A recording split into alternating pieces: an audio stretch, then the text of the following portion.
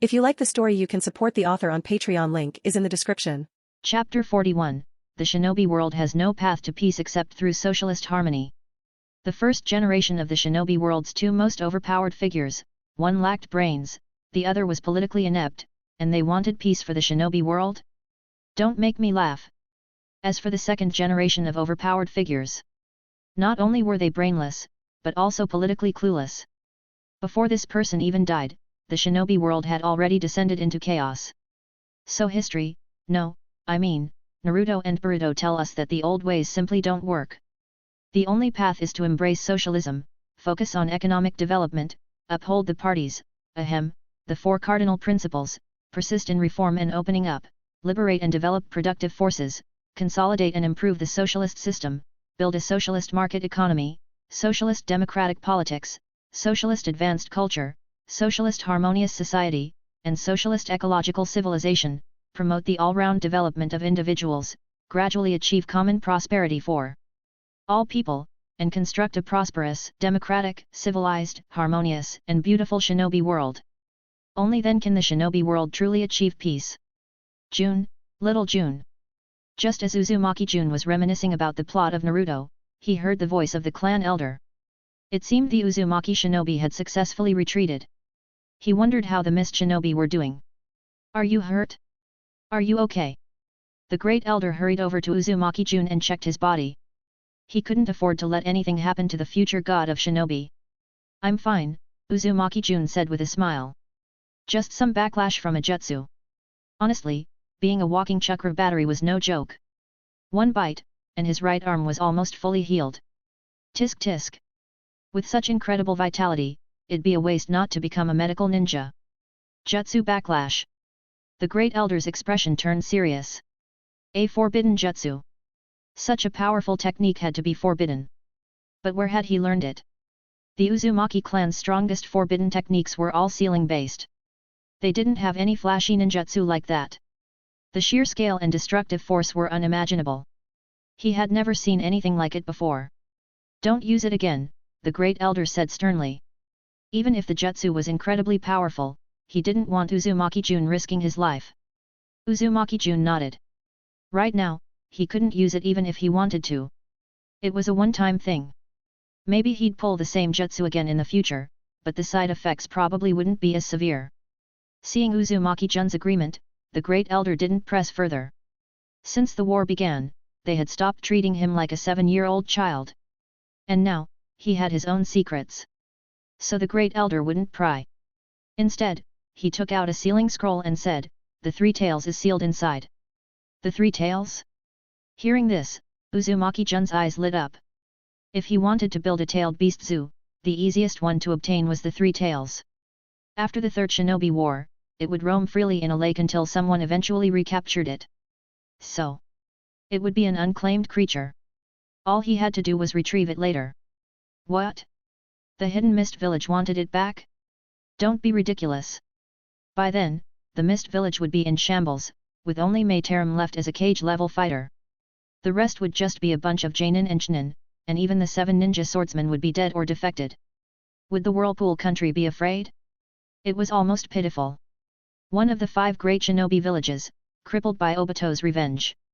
By the time of the 5-cage summit, the other villages would have cage-level or near-cage-level bodyguards, while the Sand and Mist would only have Jonin or Elite Jonin. They'd already lost half the battle in terms of presence. And Uzumaki Jun could confidently say the outcome of this war was already clear. The Whirlpool country wouldn't be destroyed. Even if he only had Jonin-level strength now. With the Flying Thunder God technique in hand, he could proudly face any cage and say, "I can fight you to a draw." If he couldn't win, he could at least run. They couldn't hit him, and he couldn't deal fatal damage either. It was just a bit shameless. So the Mist Village was no longer a threat. And since the Uzumaki clan hadn't lost many of its strong fighters, Konoha wasn't a threat either. He doubted they'd dare send assassins again to claim the Uzumaki clan's inheritance. Konoha, as one of the 5 great shinobi villages, still had some dignity. Now, it was time to focus on the Whirlpool country's development while waiting for the Mist Village to come to the negotiating table. Moreover, to hasten the end of the war and prevent the Uzumaki clan from becoming a common enemy. Uzumaki Jun thought for a moment and decided that the sealing technique for becoming a Jinchuriki had to be disseminated. It even needed to be modified so that ordinary people could use it, not just the Uzumaki clan. Otherwise, some villages would always have their eyes on them. Even if the Whirlpool country survived this time, what if other villages teamed up? What then? Even if they won the next war, how many people would be left in the Whirlpool country? They wouldn't always be so lucky. So, Great Elder, what if? Uzumaki Jun hesitated but ultimately spoke up. No. Absolutely not. This is the Uzumaki clan's lifeline. Before the Great Elder could respond, the other clan elders immediately rejected the idea. After all, this was a matter of life and death for them. Uzumaki Jun had expected resistance. Clan techniques were sacred to every family. Leaking them without reason was unthinkable. But if the Whirlpool country didn't release the sealing technique for becoming a Jinchuriki, other villages, unable to harness the tailed beast's power, would inevitably target the Uzumaki clan. Even if they won this war, there would always be a next one. So, it had to be done. The only question was whether they could gain some benefits in return. Otherwise, Konoha would reap all the rewards. By releasing the sealing technique now, they could form superficial alliances and buy time for the Whirlpool country's development. Silence. The Great Elder barked at the arguing elders. After a moment of contemplation, he said sternly, "Very well. You have one chance to convince us. Why should we give this sealing technique to other villages?" Uzumaki Jun met the Great Elder's gaze with equal seriousness. For the rise of the Uzumaki clan. For the strength of the Whirlpool country. Ha! Good, very good. The Great Elder laughed. In that case, proceed as you command. The Whirlpool country and the Uzumaki clan are already in your hands. Thank you, Great Elder. The Whirlpool country would surely grow stronger. Chapter 42, Each tailed beast finds its master. Why did the various hidden villages only start producing Jinchuriki after the late stages of the Second Shinobi World War? If someone said this had nothing to do with the destruction of the Uzumaki clan, Uzumaki Jun definitely wouldn't believe it. Otherwise, why would they go to such lengths to annihilate the land of whirlpools? Wasn't it because they were drooling over Konoha's luxurious Nine Tails villa, while their own tailed beasts were barely kept alive in crude seals? Every time they were losing a battle, they wouldn't release the Jinchuriki but the tailed beast itself. And after the battle, retrieving the tailed beast was a huge hassle. They had to beat it into submission again. So, Konoha's Jinchuriki system made them envious. Therefore, Uzumaki Jun was certain that the other hidden villages must have reached some agreement or silently accepted some arrangement. Otherwise, why didn't the other villages take advantage when Kirigakure invaded the land of whirlpools? Had they probably already divided the land of whirlpools like a cake, waiting for Kirigakure to destroy it so they could declare the war over and happily split the spoils. But they likely never expected the land of whirlpools to win. So this time, Kirigakure wouldn't be able to deliver sealing techniques to them. Instead, the land of whirlpools would have to send the techniques themselves. The expressions on their faces when they received the sealing techniques from Uzumaki shinobi would surely be amusing. Otherwise, with enemies lurking in the shadows, the land of whirlpools would never be able to develop properly. Who knew when someone might stab them in the back? However, the clan elders didn't realize this. Or rather, only the Great Elder understood, while the others hadn't even considered it. Even the clan leader seemed reluctant. It wasn't that they hadn't thought of it, but sealing techniques were too important. They were practically the foundation of the Uzumaki clan's survival. Ah! Seeing the elders' unwilling expressions, the Great Elder sighed. It really was the right decision to let Jun take charge of the land of whirlpools. Haven't any of you wondered why, when Kirigakure invaded the land of whirlpools, none of the other villages came to take a share? In some ways, the Uzumaki clan is simply too powerful. The Great Elder shook his head. Perhaps this was the nature of the Uzumaki clan. Their vast chakra reserves gave them many advantages but also limited them in some ways, such as not liking to think too much. Their political awareness was lacking. When Lady Mito became a Jinchuriki, the Uzumaki clan became a target. Every hidden village wanted their own Jinchuriki. The Great Elder said helplessly. Perhaps they had been betrayed by their own people. If the Uzumaki clan hadn't possessed the ability to suppress tailed beast chakra, maybe this war wouldn't have happened. Only when all 5 great nations have Jinchuriki can the Uzumaki clan escape this vortex. Hearing the Great Elder's words, All the elders fell into deep thought. They weren't stupid, they just preferred not to think too hard. If they could solve problems with chakra, why bother using their brains? But now that the great elder had laid out the truth before them, they finally understood. Indeed. Apologies. The second elder said regretfully. We old men should stop interfering so much. Their naivety had dragged the Uzumaki clan into this situation, and their ignorance had nearly prevented the land of whirlpools from escaping the schemes of the 5 great nations. So these old fools should just obediently follow orders. All the elders looked at Uzumaki Jun with shame, including the clan leader. As the leader, he hadn't seen things as clearly as Uzumaki Jun. It seems I can safely entrust the Uzumaki clan to you. The clan leader said with relief. Uzumaki Jun smiled. I will definitely make the land of whirlpools strong. This was a promise from the heir of the land of whirlpools, and a promise from a transmigrator. Hat. Seeing that everyone understood, the great elder chuckled. Jun, what do you plan to do? What to do? Uzumaki Jun fell into thought. Gifts couldn't be given carelessly, what if they ended up causing hatred or trouble instead? Can we modify the tailed beast sealing techniques so that even ordinary people can use them? Uzumaki Jun asked. After the First Shinobi World War ended and the Second began, jinchuriki from each village started appearing on the battlefield. If this wasn't because they had obtained techniques from the Uzumaki clan's sealing experts, who would believe it? Konoha had the Uzumaki clan's complete sealing techniques, while the other villages only had fragments. But through relentless effort, they had still managed to create jinchuriki. And the fact that they could obtain sealing techniques likely had Konoha's involvement behind the scenes. After all, they claimed to uphold Lord Hashirama's ideals for the peace of the shinobi world. Balance between the villages had to be maintained. Just like when Hashirama sold tailed beasts like livestock. Except, Konoha's sealing techniques were more stable, and their jinchuriki were safer. The other villages? If accidents happened, it wasn't Konoha's problem. So, to help the other villages avoid detours, Uzumaki Jun decided to refine the 8 trigram sealing, bringing all villages' jinchuriki to the same level. This was also to uphold Hashirama's ideals. With this, even Konoha wouldn't have anything to say. Let's see if they'd keep coveting others' legacies. Modifying sealing techniques. The great elder frowned, deep in thought. That won't be easy. Modifying a jutsu was no simple task, let alone a forbidden technique. The sealing techniques were developed by their ancestors through countless experiments and refined by generations of Uzumaki geniuses. Trying to modify them wouldn't be straightforward. It doesn't need to be perfect. Uzumaki Jun thought for a moment. Just give them something to work with, or show them a possible method. As for the results, the Uzumaki clan wouldn't provide after-sales service.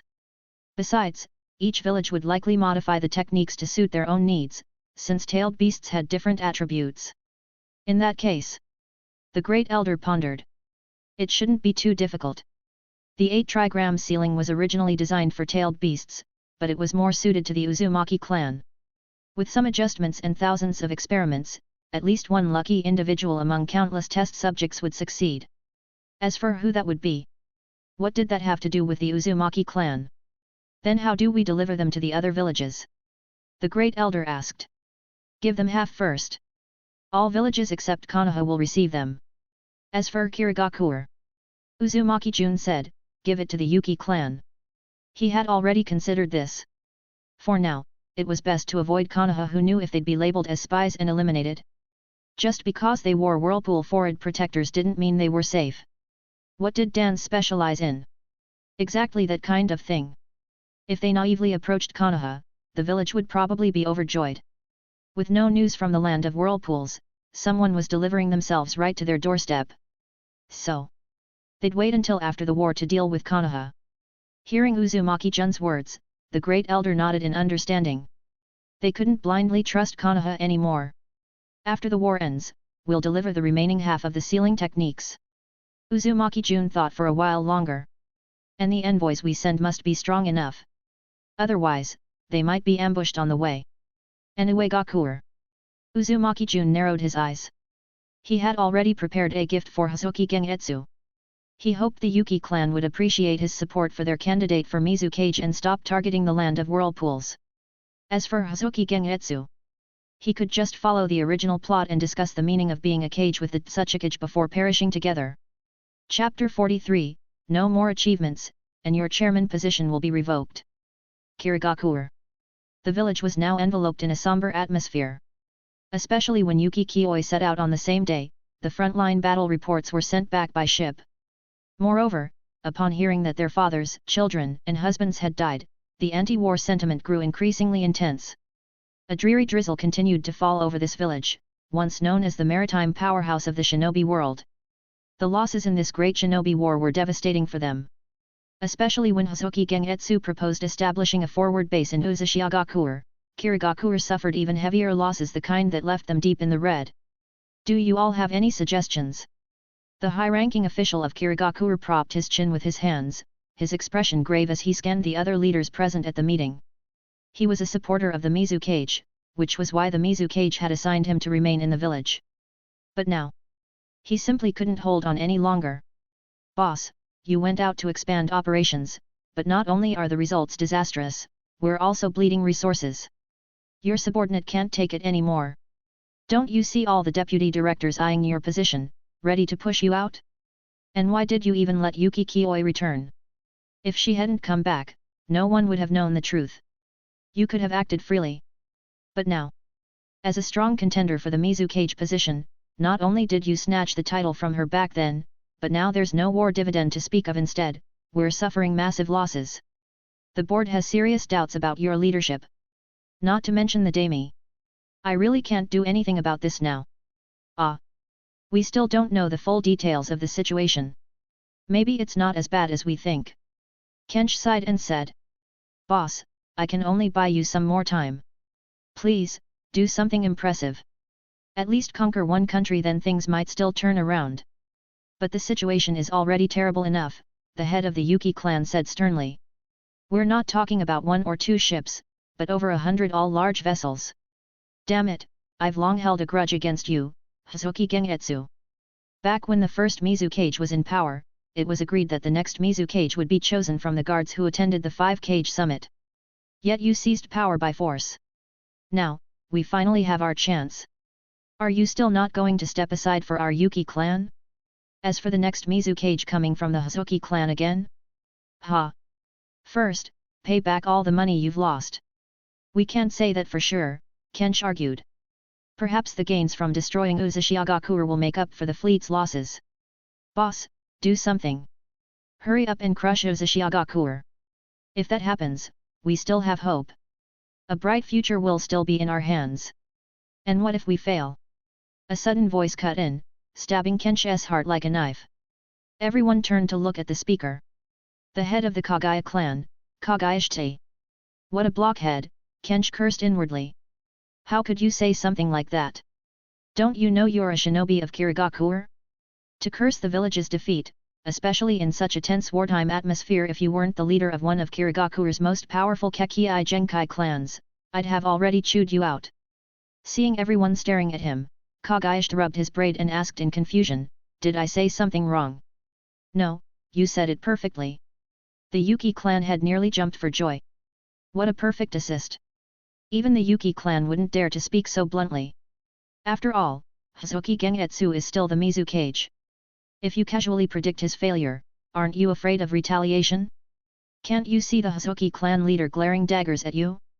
Clan head Kagaya makes a valid point, the Yuki clan head said thoughtfully. War is full of unpredictability. He sighed. Though we don't want to think this way, we must prepare for the worst. Don't want to think this way? You're probably ecstatic inside.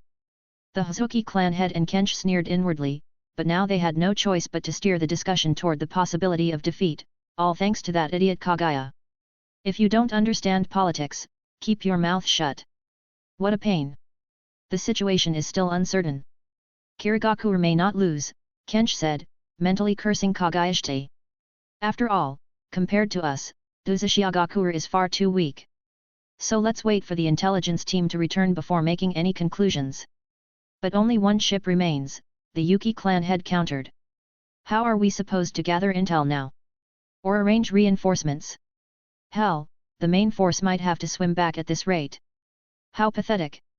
Damn it, Wait until Hazuki Gengetsu returns? If we don't spread the word now, how will Kioi take over as Mizukage? Should we ask the daime for another fleet? Another ill-timed interjection plunged the meeting into silence again.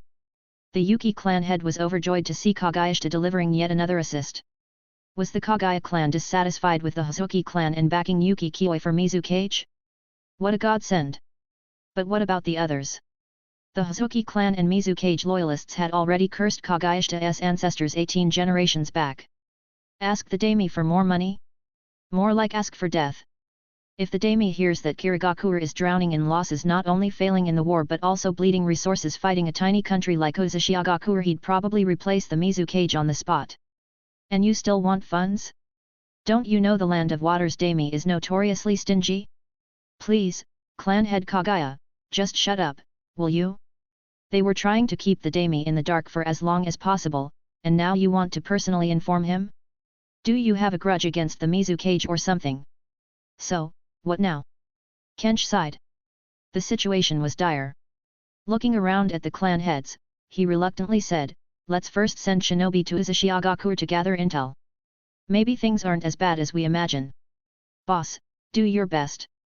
Seeing Kench's resolute expression, the Yuki clan had no choice but to agree.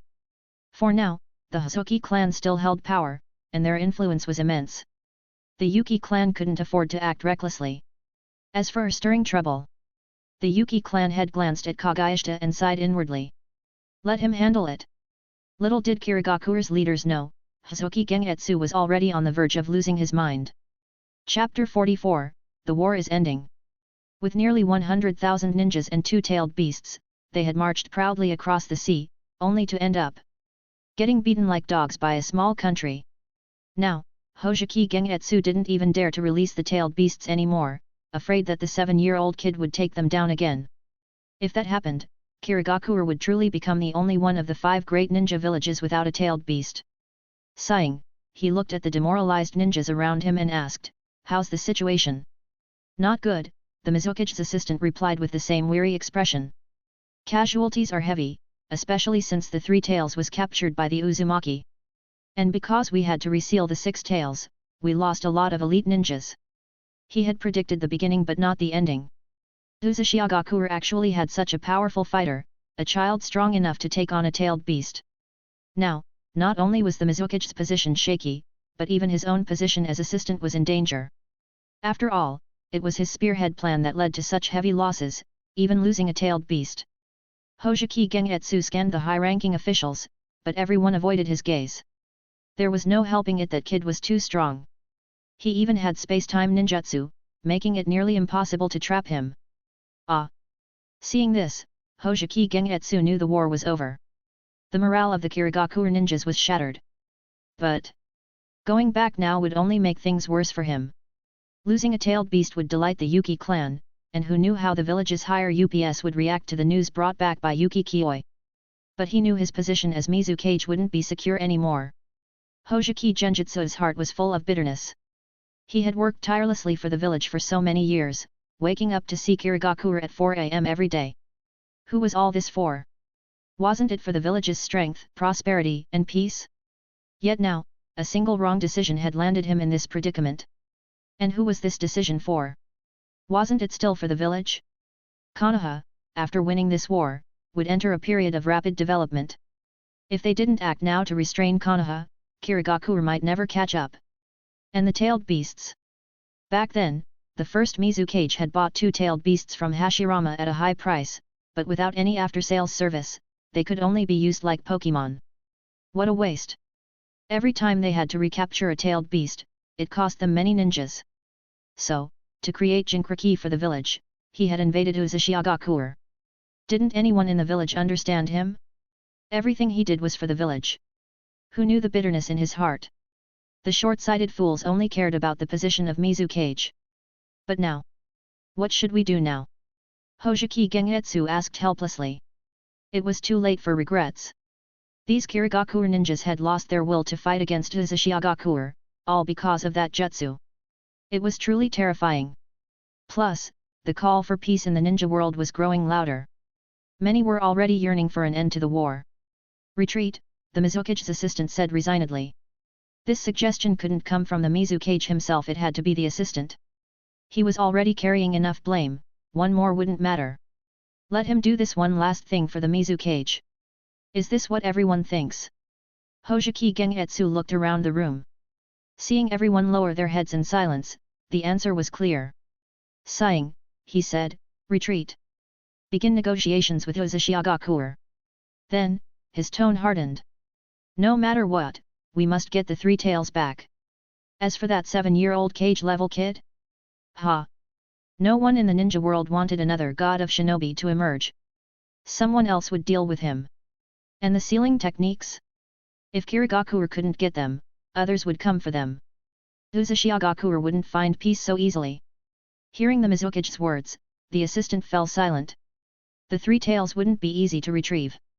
After all, they were the invaders. Do you understand your mission? Uzumaki Kai looked at the young elite fighters of Uzumaki, the strongest they had left, his expression grave. Yes. Everyone shouted. Groups of 3, each carrying a scroll, Uzumaki Kai said. Deliver them to the respective villages assigned to you. Stay safe.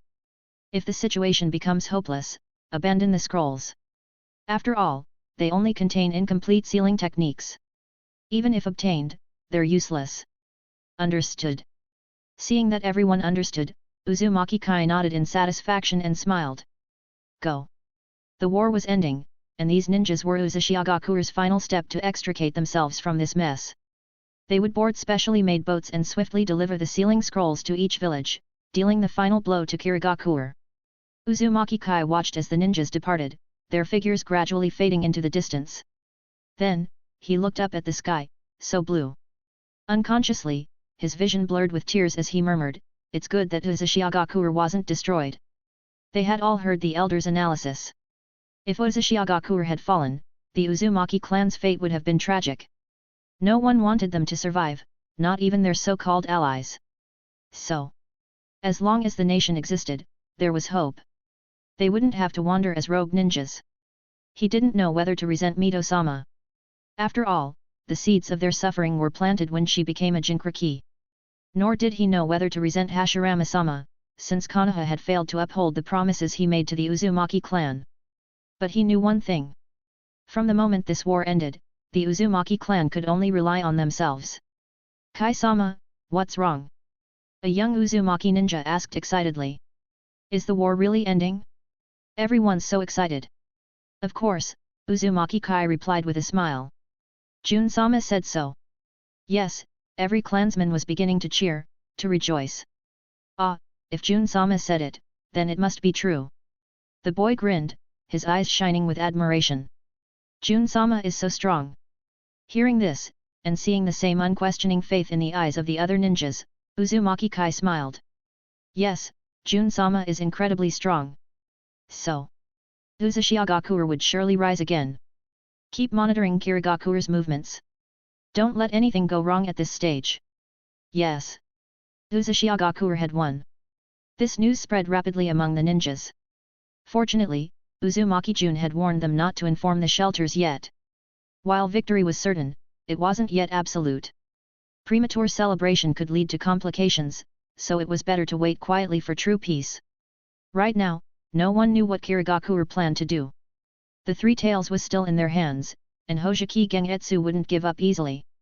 So, Uzumaki Jun was waiting for Hojiki Gengetsu to send someone to negotiate. And now? He planned to talk to the three tails. To prepare for its eventual induction. Chapter 45, I just came to get familiar. Three tails? Three tails. Uzumaki Jun immersed his consciousness into the three tails seal. The seal had been reinforced by the elders, so he wasn't afraid of any accidents. The environment inside wasn't great. There was a pool of water underfoot, and the surroundings were pitch black. Aside from a cage in front of him, there was nothing else. Roar! The three tails roared furiously when it saw someone enter. Human, human, despicable human. It took a closer look and realized it was a 7-year-old child. Looking again, it grew even angrier. It's you, it's actually you, damn brat. This child, this very child, was the one who had trapped it here. Are kids these days really this strong? But here, it wasn't afraid, because neither could do anything to the other. Since it was already sealed, neither could harm the other. So the three tails kept roaring, glaring at Uzumaki Jun. Uzumaki Jun shrugged. He had expected this, but he didn't mind. Although the tailed beasts had lived for thousands of years, they were still quite naive, steadfastly adhering to the Sage of the Six Paths teachings. As long as you didn't provoke them, nothing much would happen. But had he offended it? Damn! Uzumaki Jun suddenly realized that he and the three tails might have a serious grudge. Don't be angry, Uzumaki Jun coughed lightly and said with a smile. There's not much of a grudge between us, right? Hat. The three tails sneered, still refusing to listen, continuing to mutter things like damn brat and shameless human. Probably because it had never been to school, the tailed beast's insults were limited to the same few phrases. Uzumaki Jun said indifferently, anyway, you're trapped here now. There's nothing you can do. Are all kids these days this annoying? The three tails was choked by Uzumaki Jun's words and angrily shut its mouth, lying down behind the bars. What's wrong? Uzumaki Jun asked when he saw this. Not cursing anymore. But the three tails ignored him, turning its head away with a cold snort. Seeing this, Uzumaki Jun could only say, I sub you. Whoosh. The three tails opened its eyes sharply and growled, Brat, how do you know my name? In the shinobi world, people only knew them as tailed beasts, not their real names. Worse, humans even used their tails to measure their strength. What ignorant humans! Someone told me, Uzumaki Jun blinked. Having strength made all the difference. Without it, did you really think a tailed beast would chat peacefully with you? They'd just hit you with a tailed beast bomb. I know quite a lot. For example, the 9 tails is called Kurama, the 8 tails is Jiki, and the 1 tails is Shikaku. Uzumaki Jun recited the names of all 9 tailed beasts. Oh, and the 9 tails always bullies you guys. Who told you that? The 3 tails glared at the child and roared, Kurama only bullies Shikaku, that little thing, not me, the great 3 tails Isabu. It looked ready to beat up Kurama right then and there. Sure enough, tailed beasts were all tsunderies. Uzumaki Jun narrowed his eyes and said teasingly, guess. Hearing this, the 3 tails turned its head away again. Those who knew their names were either long dead or people not to be trifled with. Though it was burning with curiosity, Isabu still acted disdainful, as if it didn't care whether Uzumaki Jun told it or not. Seeing the 3 tails ignoring him again, Uzumaki Jun shrugged. He had only come in to see the 3 tails and build some rapport. After all, it would eventually have to be handed over to Kirigakure. Before the Third Shinobi World War, he probably wouldn't be able to tame a tailed beast. Well, I'll leave if there's nothing else, Uzumaki Jun waved. Human, what exactly did you come here for? Seeing the annoying brat about to leave, the 3 tails panicked. This place was so boring, with no one to talk to. Hurry up and say it. It acted as if it was in a good mood and willing to listen. But Uzumaki Jun ignored it and said, I'll tell you next time we meet. Then he left directly. For a tailed beast, 20 years or so was nothing. However, Uzumaki Jun didn't realize. In a confined space, silence was the scariest enemy. When sealed as a Jinkra key, at least there was someone to talk to. But when sealed in a scroll or vessel, the silence was terrifying.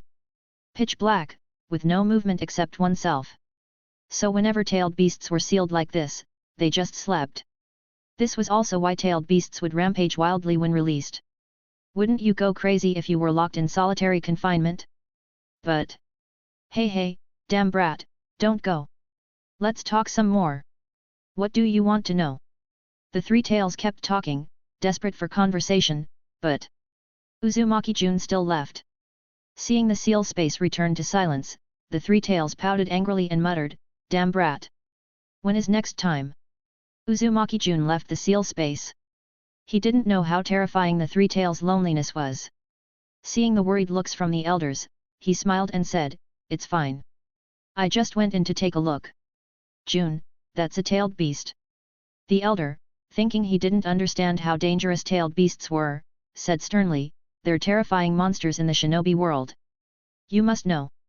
But Uzumaki Jun didn't listen to the elder's lecture. He curled his lips.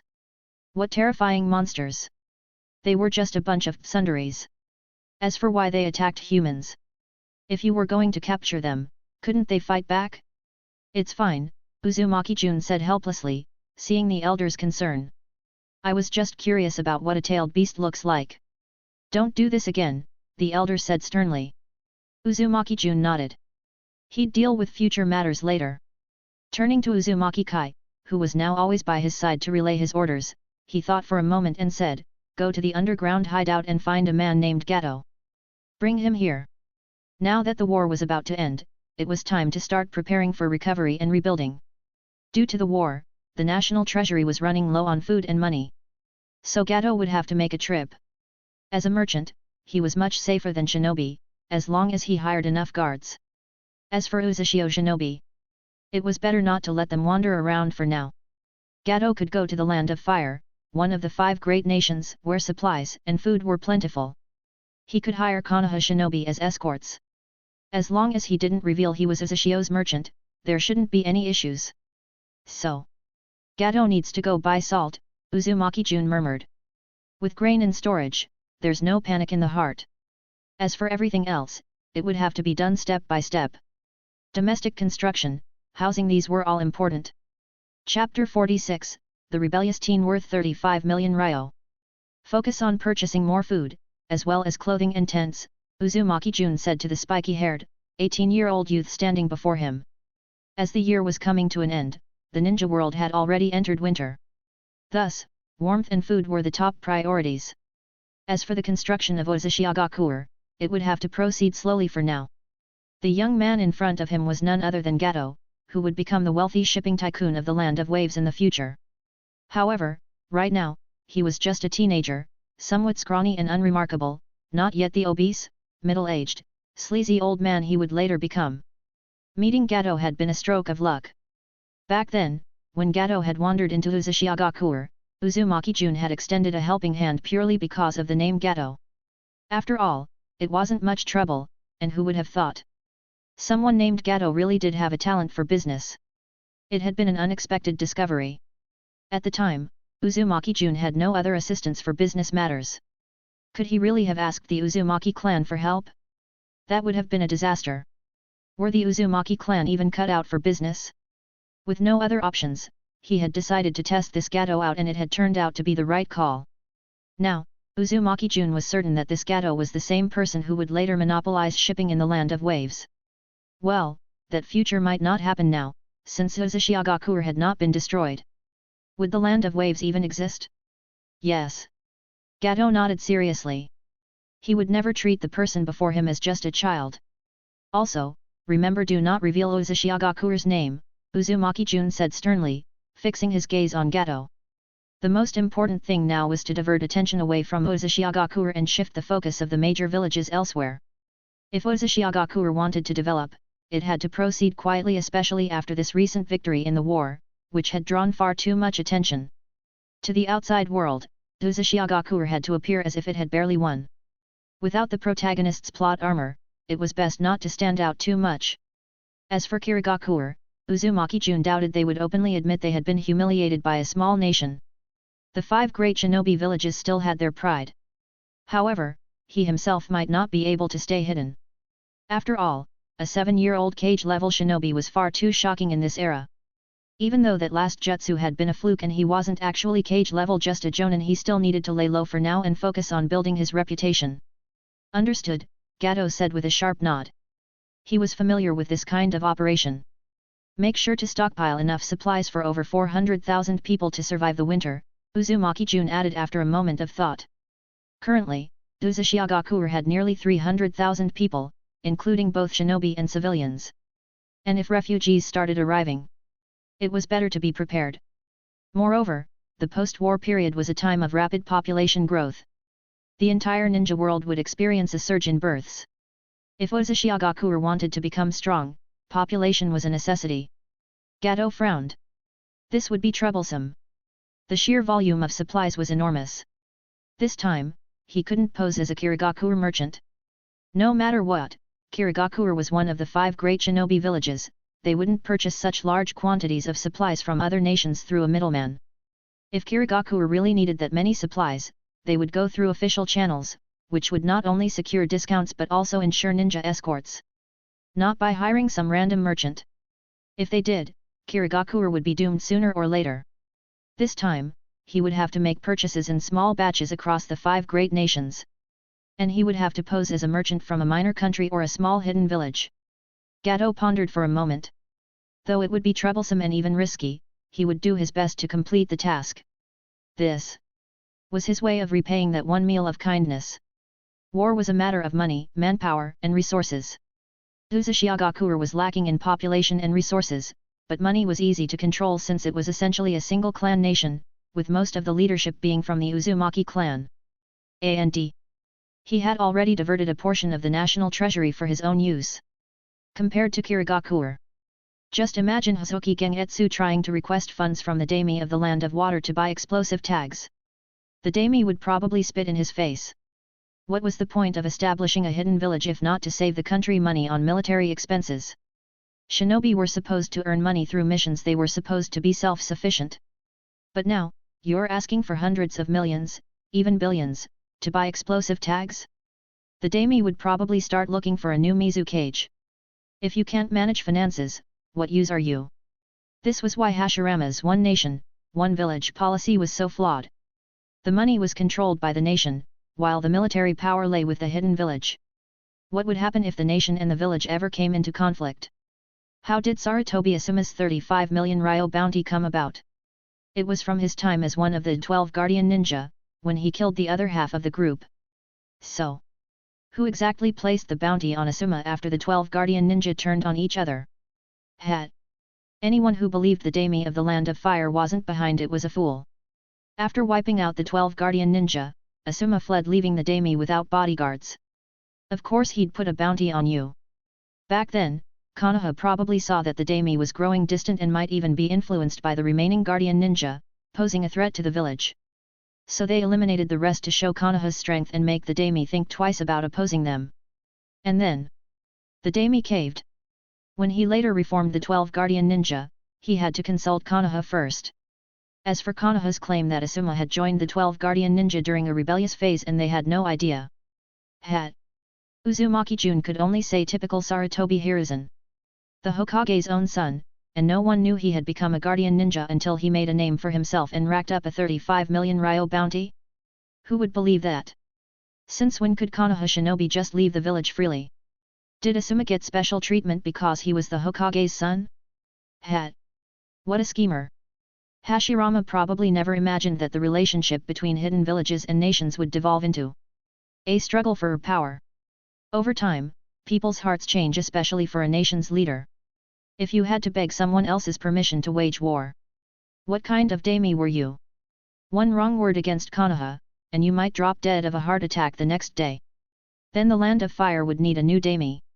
As for whether it was really a heart attack or an assassination, did it matter? Just look at how Udaten Koharu and Mito Kato Homura were still clinging to power even in the Boruto era.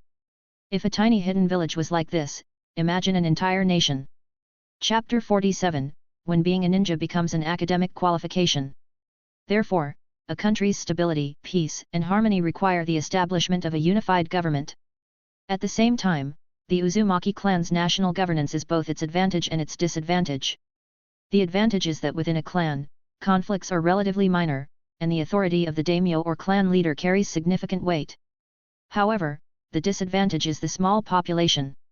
Just gathering individuals with all 7 chakra natures would be difficult. While finding a few people might be manageable, if a larger number is required, the Land of Whirlpools might not be able to meet the demand. For the Land of Whirlpools to develop, it needs a substantial number of ninjas. Looking at Earth's industrial evolution, it essentially revolves around finding different ways to boil water, meaning changes in energy sources. Although the ninja world has its own solution for energy, chakra, which is its advantage, resources like coal and oil are largely irrelevant. Why abandon the ninja world's unique advantage of limitless, pollution-free energy? However, transforming ninjas from war machines into productive members of society is no easy task. Throughout the entire Naruto series, their technology is quite advanced, especially in Boruto, where it has reached a modernized level. Yet, they still travel by running, communicate by shouting. Though not explicitly detailed in Naruto, certain scenes suggest some level of industrialization, such as factories emitting exhaust fumes. Thus, it seems ninjas remain stuck in their traditional roles without any real transformation. This might work in the short term, but over time, the ninja world will inevitably change. The once revered ninjas will find themselves without purpose, without value. How could they accept that? Especially when ninjas lose their value, they will be cast aside. But ninjas are not the type to adapt easily. The only solution might be war, to reassert their dominance over the ninja world. Therefore, developing secondary roles for ninjas is a historical necessity, or rather, expanding their functions. At the same time, universal ninja education is of utmost importance. Only when being a ninja becomes an academic qualification, a profession, can the conflict between ninjas and ordinary civilians gradually diminish. This is also a form of class conflict. If chakra is an external energy source, then natural energy is the ninja world's original mystical power. However, natural energy is too difficult to master and even dangerous in some aspects, which is why it was gradually replaced by the more accessible chakra. Thus, natural energy cannot drive industrialization. But to preserve the ninja world's uniqueness, research into natural energy should eventually be prioritized. Having distinctive traits will provide an advantage when dealing with extraterrestrial threats. In Naruto, the ninja world's advantage over the Tsutsuki clan lies in ninjutsu. Ninjas have pushed the use of chakra, an external energy source, to its limits. Chakra utilization can be broadly divided into three categories: ninjutsu, taijutsu, and genjutsu. Compared to the Tsutsuki clan's simplistic methods, ninjas' techniques are far more versatile. The only problem is the lack of truly powerful individuals. Even when all the ninja world's top fighters unite, they barely manage to defeat 4 Tsutsuki members sent to their world. Who knows how many more of these intergalactic beings exist? Of course, the top fighters mentioned here are only the known ones. The underground black market figures don't count. Perhaps, given more time, ninjas could evolve further, developing even stronger ninjutsu and forbidden techniques. But time waits for no one. Thus, Uzumaki Jun's goal for the land of whirlpools is to universalize ninja education, integrate ninjas into production and daily life, and establish clear ninja rankings as an academic hierarchy. For example, a 6-year ninja apprenticeship would be equivalent to elementary school. Genin would be middle school, Chunin high school, Jainin university, Cage-level graduate studies, and Super Cage-level doctoral studies. Additional specialized fields, such as natural energy studies, could serve as supplementary academic disciplines. A natural energy proficiency certification could also be introduced.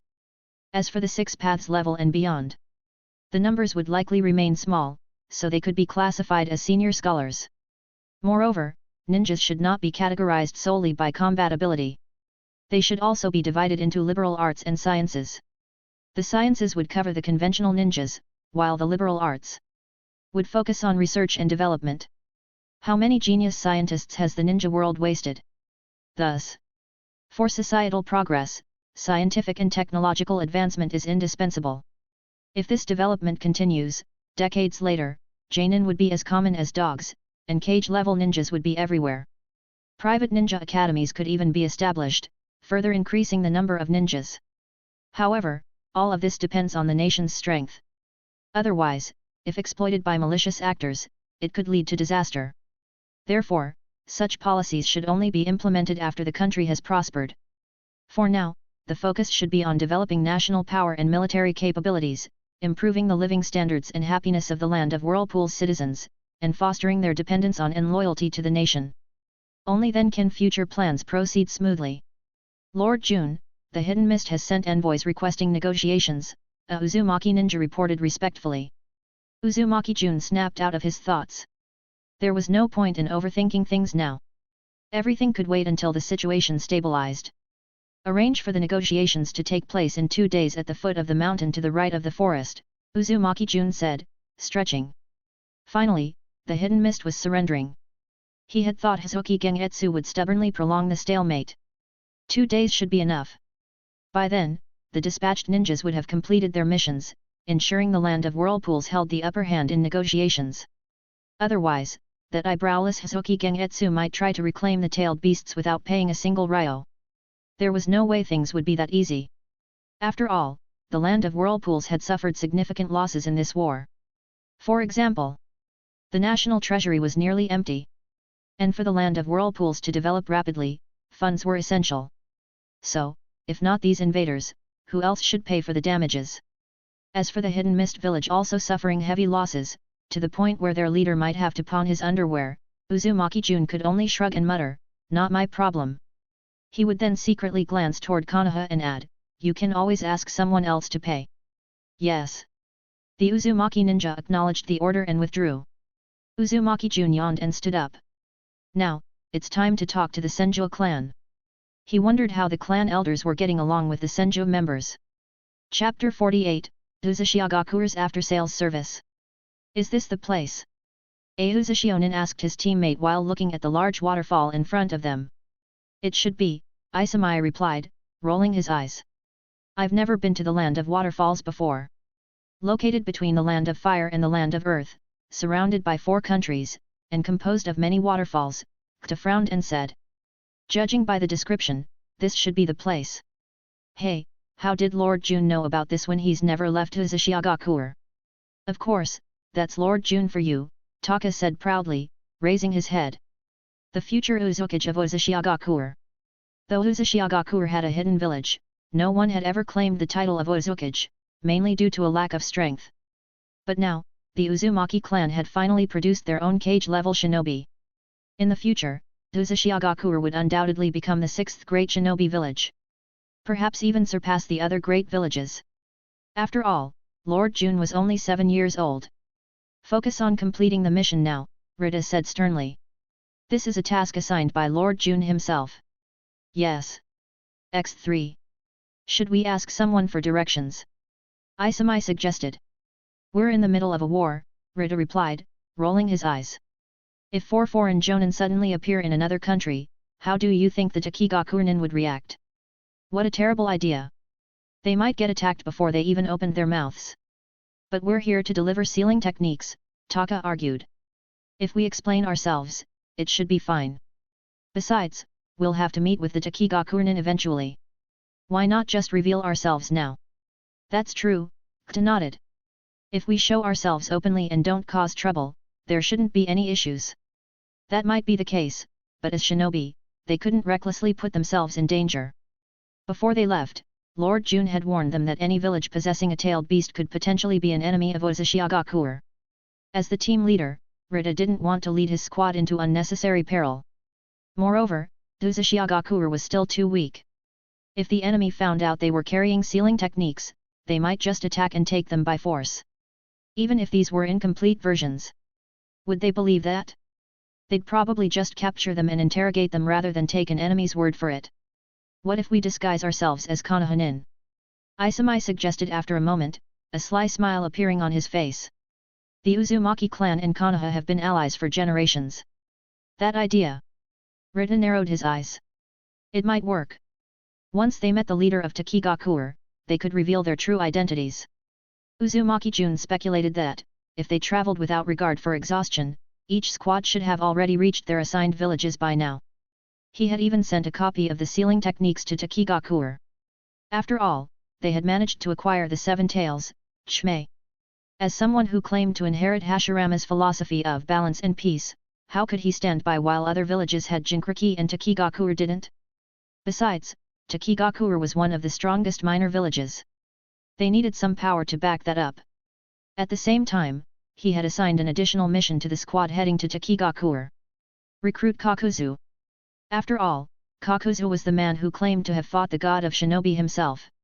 Even if it was just throwing a shuriken from 800 miles away, Uzumaki Jun wasn't interested in Kakuzu's combat abilities, he wanted his financial expertise. No matter how you looked at it, as the financial manager of the world's most notorious underground organization, Kakuzu had skills. Where else would Conan's 600 billion explosive tags come from? All of that was earned through Kakuzu's diligent work for the organization. So, the future Minister of Finance for Uzushiagakure would be Kakuzu. The current person managing the national treasury was utterly, sigh. Even a 7-year-old like him could freely embezzle funds. What use was he? Better to send him off to farm. Elders, clan head, Uzumaki Jun greeted with a smile as he approached the group of elders chatting happily with the Senju clan members. "Oh, it's Jun." The great elder beamed when he saw him. "Is there any task you need us old folks to handle? Just say the word." Then, he subtly winked at Uzumaki Jun, signaling that his request had been taken care of. "In 2 days, we'll be negotiating post-war terms with Kirigakuer," Uzumaki Jun said after a moment of thought. "I'll need you all to come along." Without strong shinobi by his side, their bargaining power would be halved. How could they pressure the other side without an imposing presence? Uzumaki Jun also planned to have the Uzumaki clan members surround the area with shadow clones, all shouting 666. After all, shadow clones had a way of lowering the enemy's intelligence. Maybe Hazuki Gengetsu would get confused and agree to his terms. It was good to have dreams. What if they came true? So, for this negotiation, Uzumaki Jun had already made arrangements. They would hold it outdoors, no tents needed. Just set up a few chairs, boil some water, and talk while drinking. As for alcohol, this wasn't a business deal. No need for drinking. "I see," the great elder chuckled. "Just let us know when it's time. Is there anything specific you need us to do?" "Anything specific? Maybe just improve their demeanor?" Uzumaki Jun thought to himself. As long as they looked sharp, it would be enough. Besides, Hazuki Gengetsu probably wouldn't dare act recklessly. After all, Uzumaki Jun could use space-time ninjutsu. If Gengetsu tried anything, Jun would just teleport around and take out the Kirinin one by one. Wouldn't that be an even bigger loss? So, unless Gengetsu was an idiot, he wouldn't start a fight. "Dress more impressively," Uzumaki Jun suggested after some hesitation. The atmosphere instantly turned awkward. "Ha ha ha." The great elder could only laugh awkwardly to break the silence. "We old folks won't disturb you any longer." Then, he led the elders and the clan head away.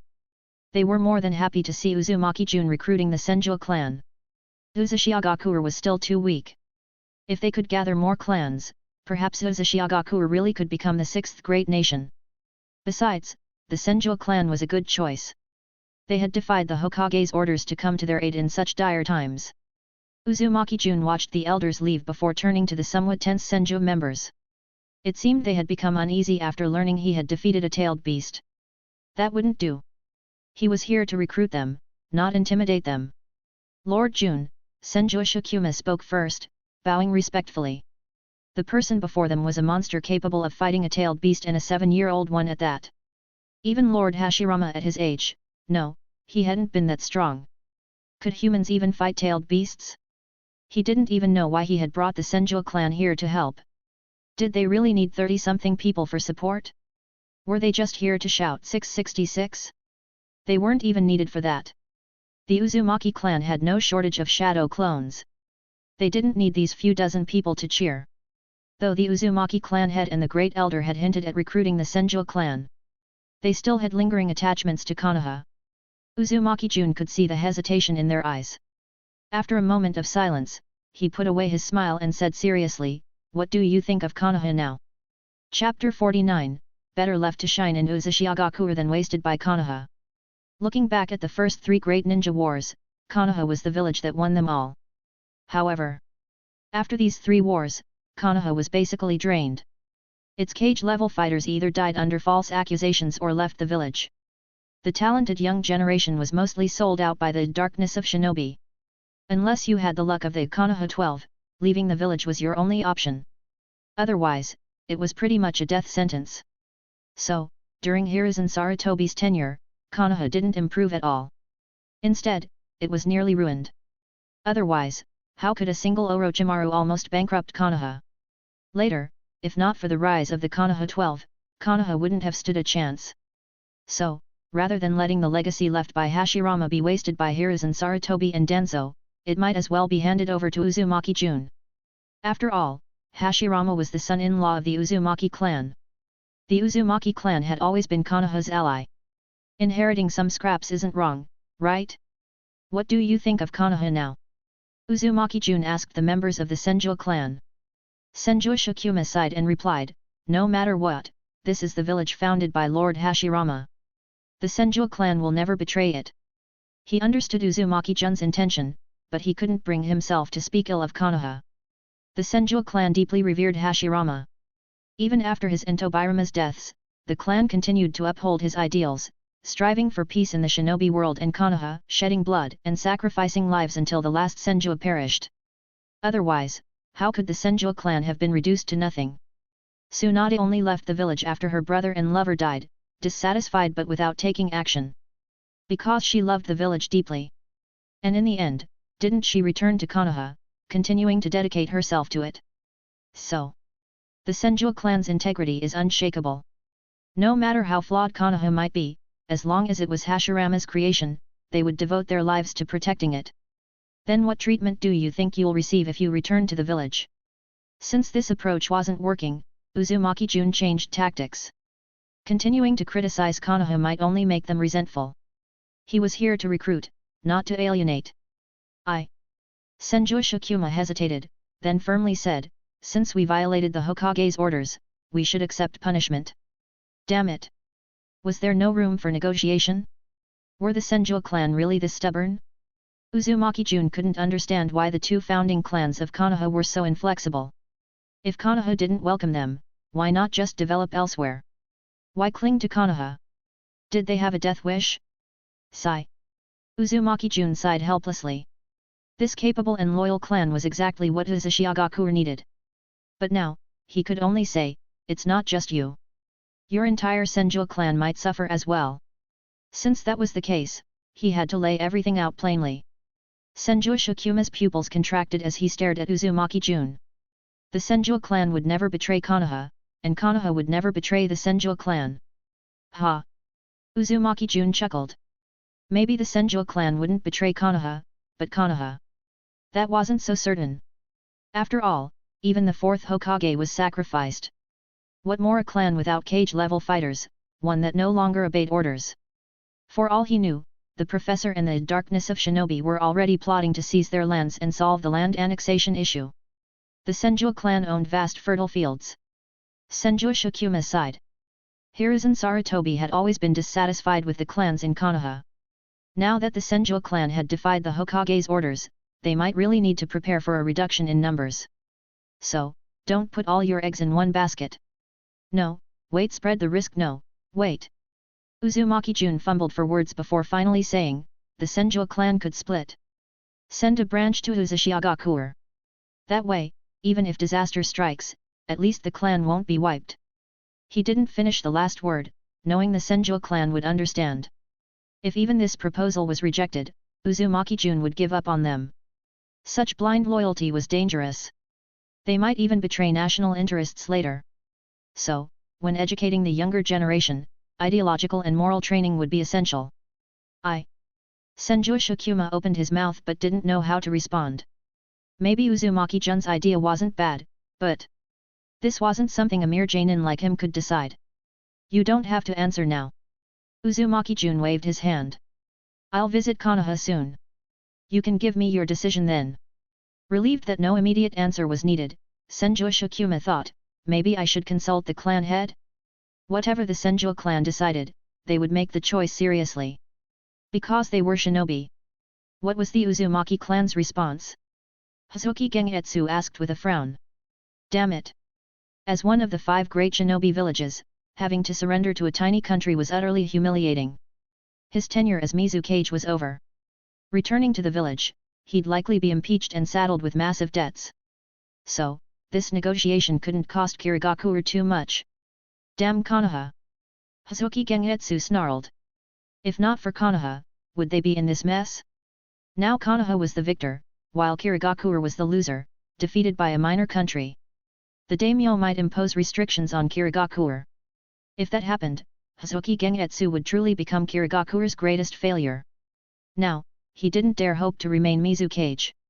He just wanted to minimize Kirigakuer's losses. Let's hope Uzashiagakuer doesn't demand too much, Hazuki Gengetsu muttered. The Mizukage's aide wasn't as optimistic. As invaders and losers, why wouldn't Uzashiagakuer demand heavily, especially with Konoha backing them? Kirigakuer was truly stuck between a rock and a hard place. Originally, they were supposed to take Uzashiagakuer's spoils and copy their sealing techniques. But now, they had lost. They faced not just Uzumaki but the other 4 great villages. And all of this was Konoha's doing. The 8th side. We shouldn't have trusted Konoha. They'd never let another village easily obtain a Jinchuriki. Sigh.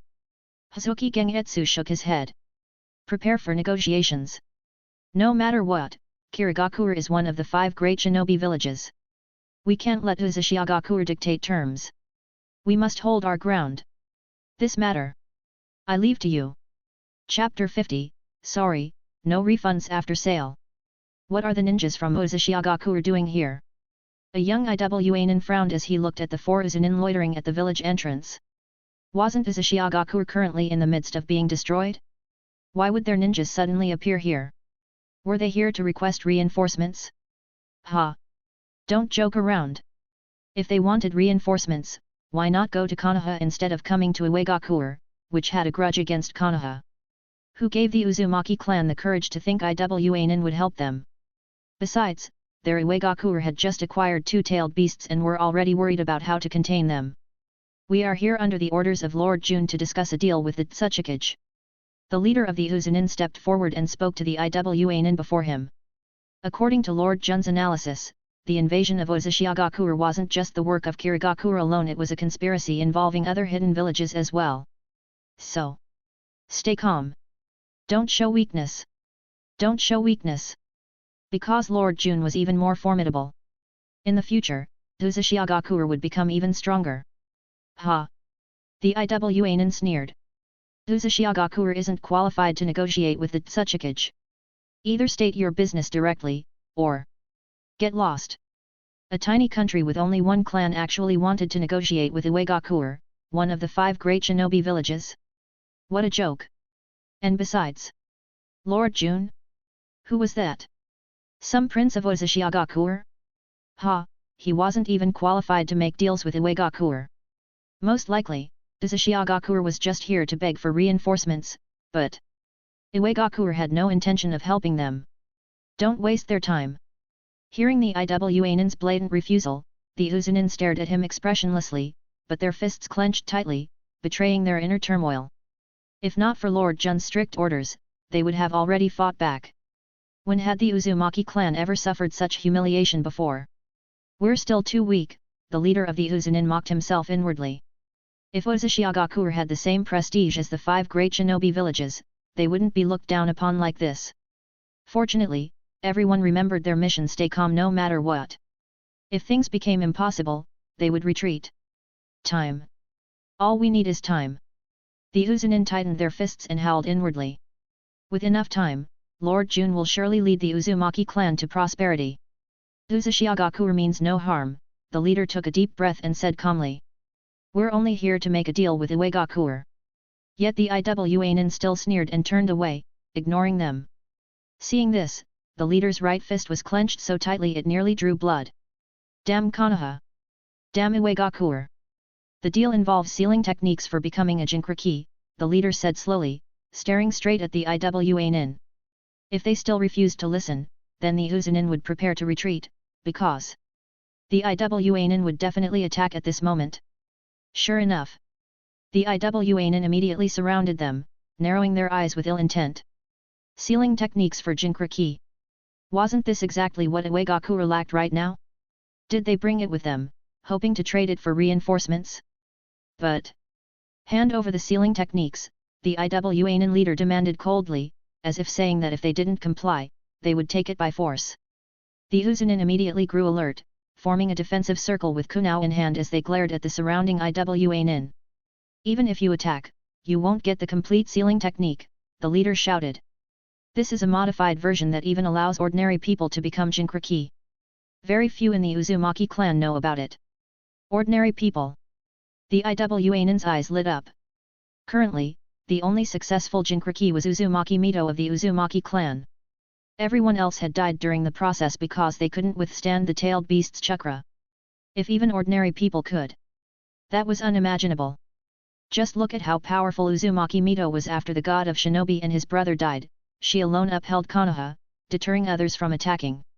If Iwagakure could fully utilize both of their tailed beasts, this would be the first step toward Iwagakure's domination of the shinobi world.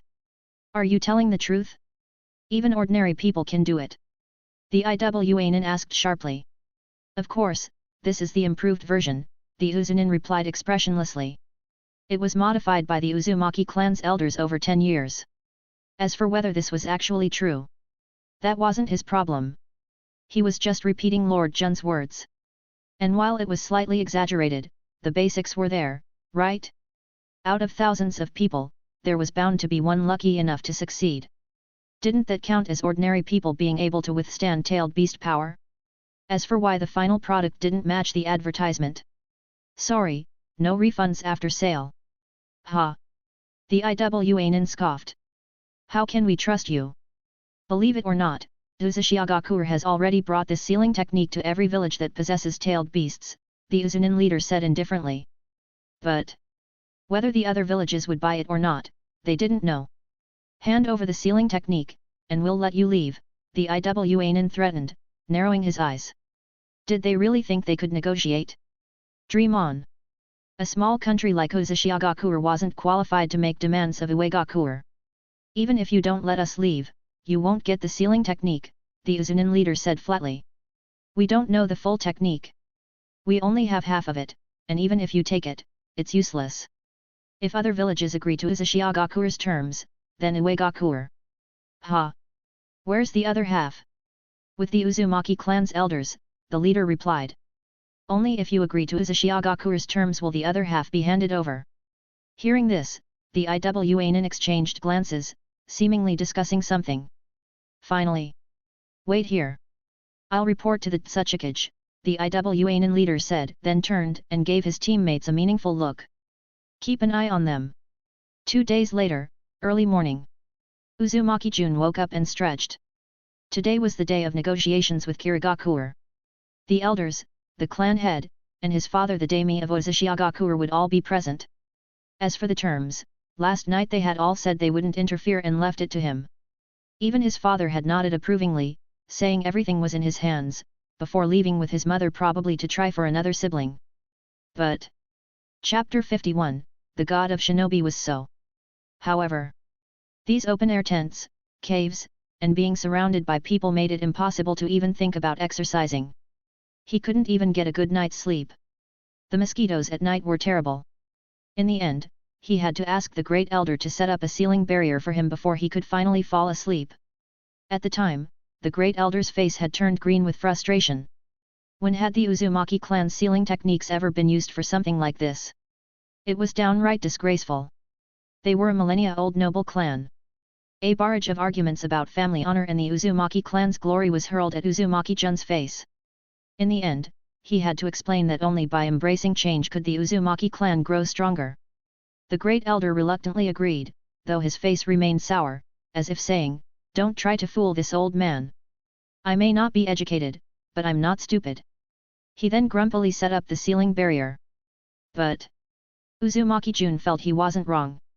Once they modified this mosquito-repelling barrier into something compact and portable, something that could be reused just by inputting chakra, they could sell it to others for profit. With money, wouldn't the Uzumaki clan prosper? Truly, using chakra purely for combat was the most primitive application. Only by applying it to daily life could chakra truly benefit the shinobi world. Awake.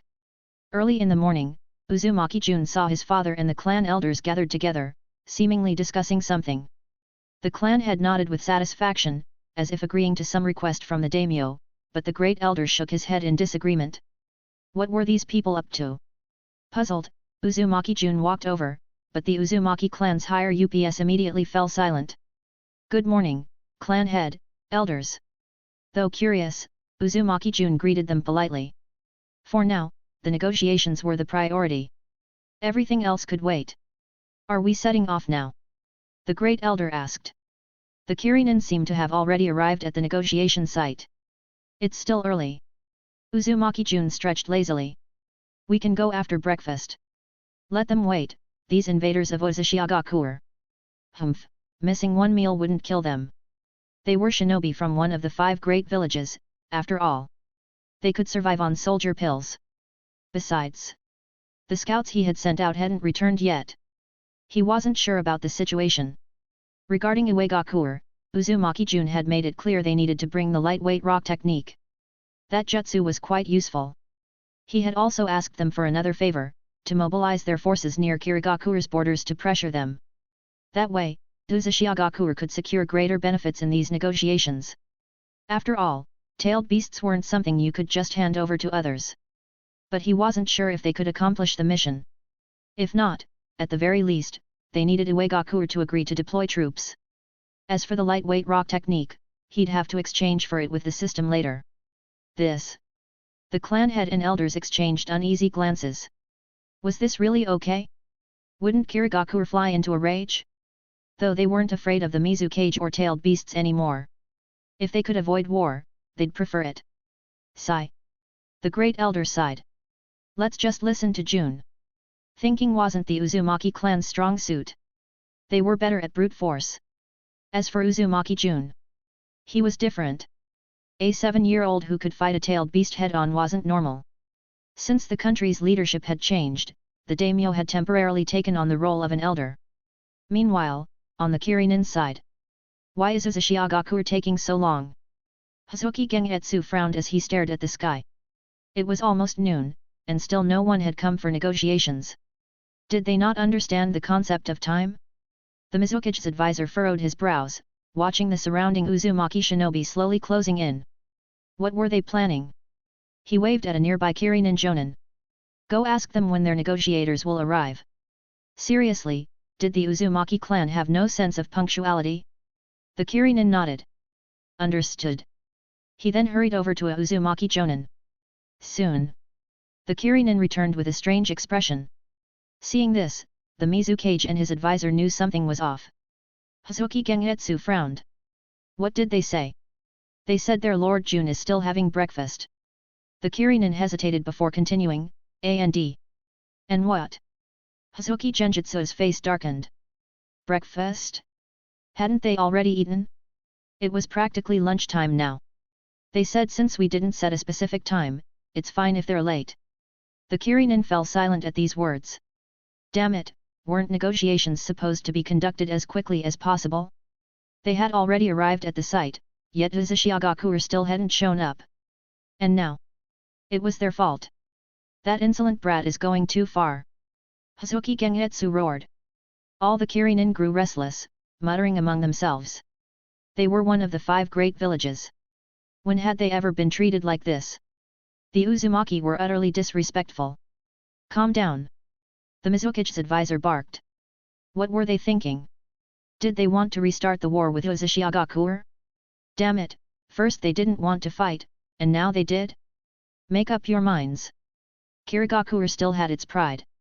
Besides, the Uzumaki shinobi had already retreated to who knows where. And with that 7-year-old cage-level space-time ninjutsu user, how were they supposed to fight?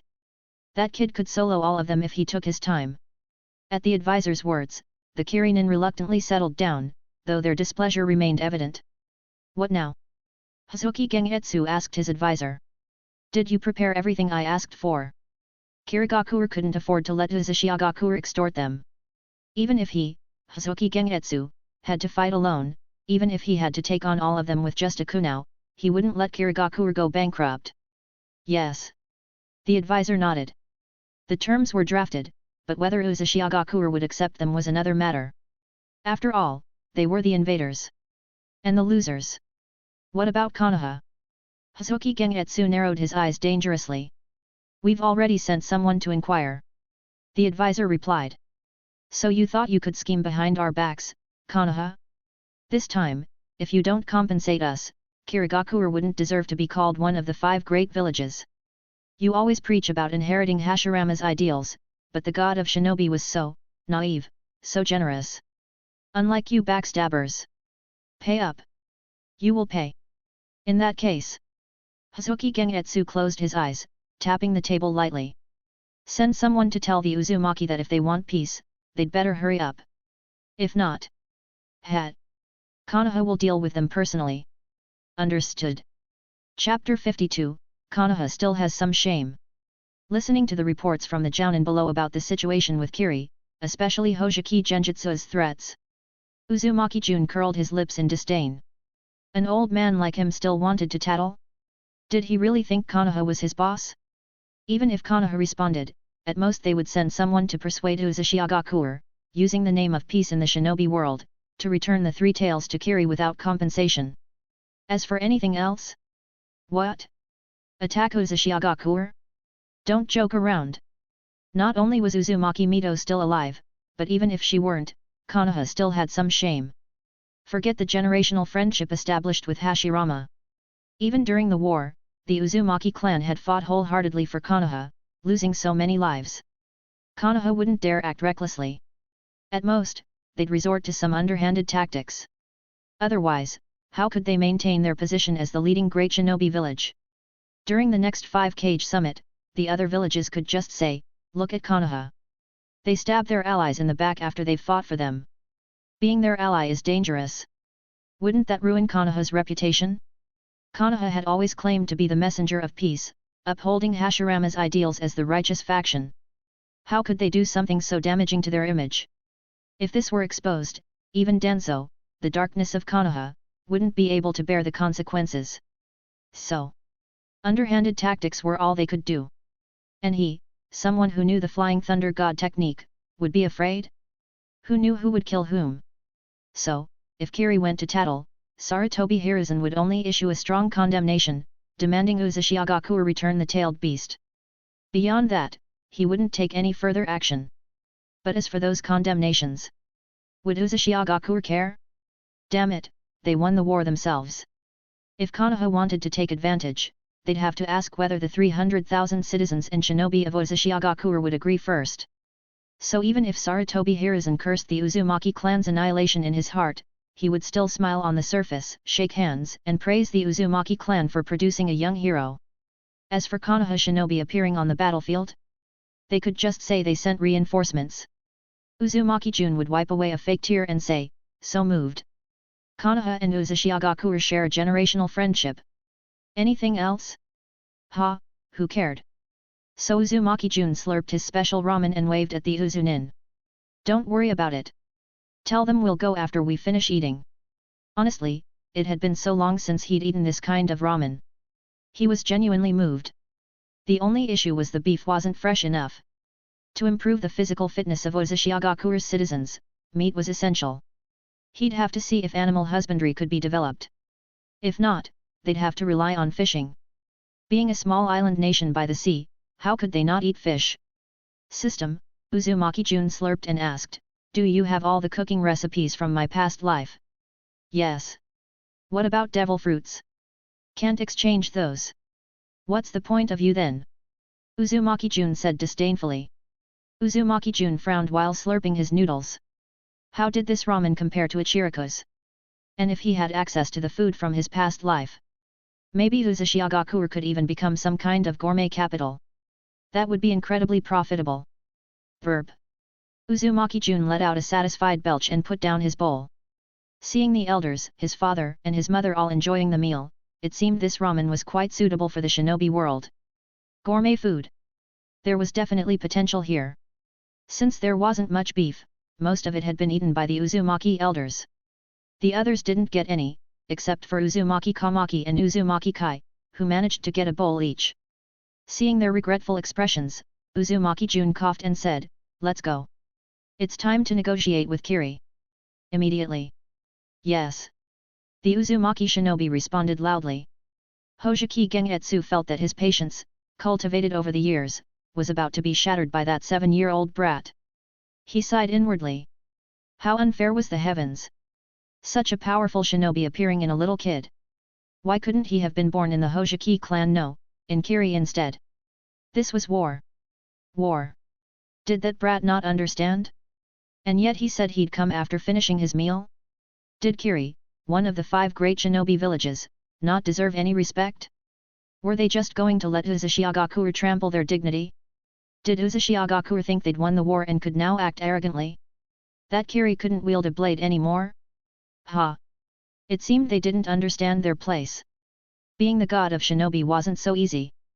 Hojiki Gengetsu narrowed his eyes, a dangerous glint in them as he contemplated something. Should we send another Uzunin to remind them? The Mizuki's advisor asked, frowning. As expected of a small nation. One victory and they've forgotten their position, daring to treat Kiri with such disrespect? No need, Hojiki Gengetsu shook his head, his expression cold. Since they want one of the 5 great shinobi villages to wait, then we'll wait. Let's see what that brat is capable of.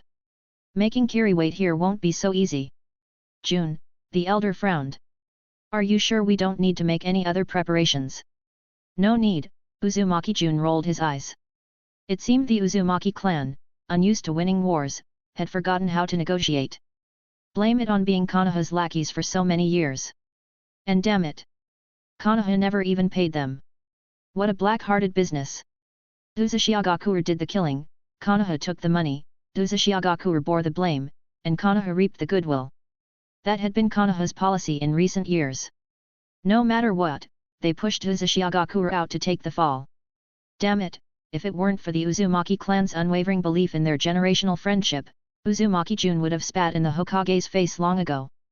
But there was no rush now. Uzumaki Jun glanced at the nearby Senju clan members. This blame, as the leader of the Uzumaki clan, he would pin it on them. If they truly had a generational friendship, then Konoha could take the fall for the Uzumaki clan, right? Generational friendship, hey? Uzumaki Jun chuckled and shook his head. Lord Shikuma, a Senju clansman asked worriedly. Is it really all right for us to be here? No matter what, they were still Konoha shinobi. Appearing in someone else's negotiation site. It was self-explanatory. Even if they claimed the Senju had acted against the Hokage's orders, Kiri wouldn't believe them. Senju Shikuma sighed. Of course he understood, but this was the pledge Uzashiagakuer demanded. Moreover, they had already been seen on the battlefield. There was no way to explain it away now. He could only say helplessly, I will personally apologize to the Hokage later. For now, we follow the Uzumaki clan's orders. For the sake of the Senju clan's future. The representatives of Uzashiagakuer have arrived. Chapter 53. Seeing that the representatives of the Uzumaki clan had finally arrived. Originally, according to negotiation etiquette, both sides would stand up to greet each other and shake hands, but that was when both sides arrived at around the same time. However, now, Hazuki Gengetsu and the Kirinin all sat with dark expressions, ignoring the Uzumaki group. They simply narrowed their eyes and stared at the Uzumaki representatives before them, inwardly sighing in disbelief. Had their Kirigakuer really lost to such a group of elderly, children, and the weak? That's right. Most of the people before them were elderly. Though their spirits and complexions looked good, their grey hair still revealed their advanced age. Truly the famously long-lived Uzumaki clan. To think they could still move around like the young at such an old age. Weren't they afraid of throwing out their backs? As for the children, a 7-year-old cage-level fighter. Hazuki Gengetsu stared at the little boy walking at the front. He hadn't expected that the strongest fighter of Uzashiagakuer would really be this young. Why couldn't Kirigakuer produce a true genius like this? Given his strength, this child must already be in control of Uzashiagakuer. But to be so young. Uzashiagakuer must have been truly panicked by Kirigakuer's invasion. Otherwise, why would they let such a young child take charge? He could be the next Uzashiagakuer daimyo, or even the next Uzukage. Wait, Uzashiagakuer didn't seem to have a Uzukage yet. But once a cage-level fighter appeared, Uzashiagakuer would have a true Uzukage. However, this child was far too young. For someone so young to wield such power, the Uzumaki clan must truly have lost their minds. Hazuki Gengetsu narrowed his eyes at Uzumaki Jun, his gaze filled with danger. If they acted now, they absolutely could not let him grow up. Uzumaki Jun ignored Hazuki Genjutsu's gaze and sat down on a chair with an impatient expression. Before coming, he had already made it clear that he was just a 7-year-old child. Everything else would be left to the clan head to negotiate. After all, it was just about selling a tailed beast. He had already set the price the same one Tobirama had proposed back then. Anything higher than that, and the other side might refuse to pay. After all, this tailed beast belonged to them. To demand extra money just to return it would make Uzashiagakuer seem insane. Kirigakuer couldn't afford to lose face like this. If pushed too far, they would have no choice but to resolve things with force. Though Uzumaki Jun wasn't afraid, the shadows lurking behind this conflict made him uneasy. Not just Madara, Black Zetsu, or White Zetsu, even Konoha, that nest of schemers, was beyond Uzumaki-Gakuru's current strength. If Konoha felt that Uzumaki-Gakure had humiliated them and decided the Uzumaki clan could no longer be their loyal, allies, they would definitely strike. Don't doubt it. Hadn't Hiruzen Sarutobi and Dans done this kind of thing countless times? One played the good cop, the other the bad cop, manipulating people until they were in tears, clinging to Hiruzen's leg and swearing to dedicate their lives to Konoha's prosperity. Those who didn't ended up dead. A village leader who dared to scheme against his own people could hardly be called generous. So Uzumaki Jun had no intention of keeping the tailed beast. Their strength simply wasn't enough. It was better to sell it and use the money to stock up on food and supplies for winter. As for the rest, they could talk after Uzumaki-Gakure became the 6th great nation or even surpassed the 5 great nations. Don't be fooled by how ninja always seem to eat meat, wear stylish clothes, and live comfortably. Ninja earned their money through life and death struggles. The common people below suffered during disasters and wars, often reduced to drinking watery porridge with just a few grains of rice. Life was harsh for them. Most couldn't eat their fill, couldn't stay warm, and lived in fear of having their heads cut off by ninja the next day. Uzumaki-Gakure's current resources and food supplies were still very limited. Without proper preparation, this winter would be unimaginably difficult. Though Uzumaki-Gakure was better off than war-torn regions, deaths from starvation were still common every year, especially now that winter was coming. The first winter after a war was always the most terrifying. Uzumaki Jun glanced at Hazuki Gengetsu. Just like in the anime, he had no eyebrows and dark eyes.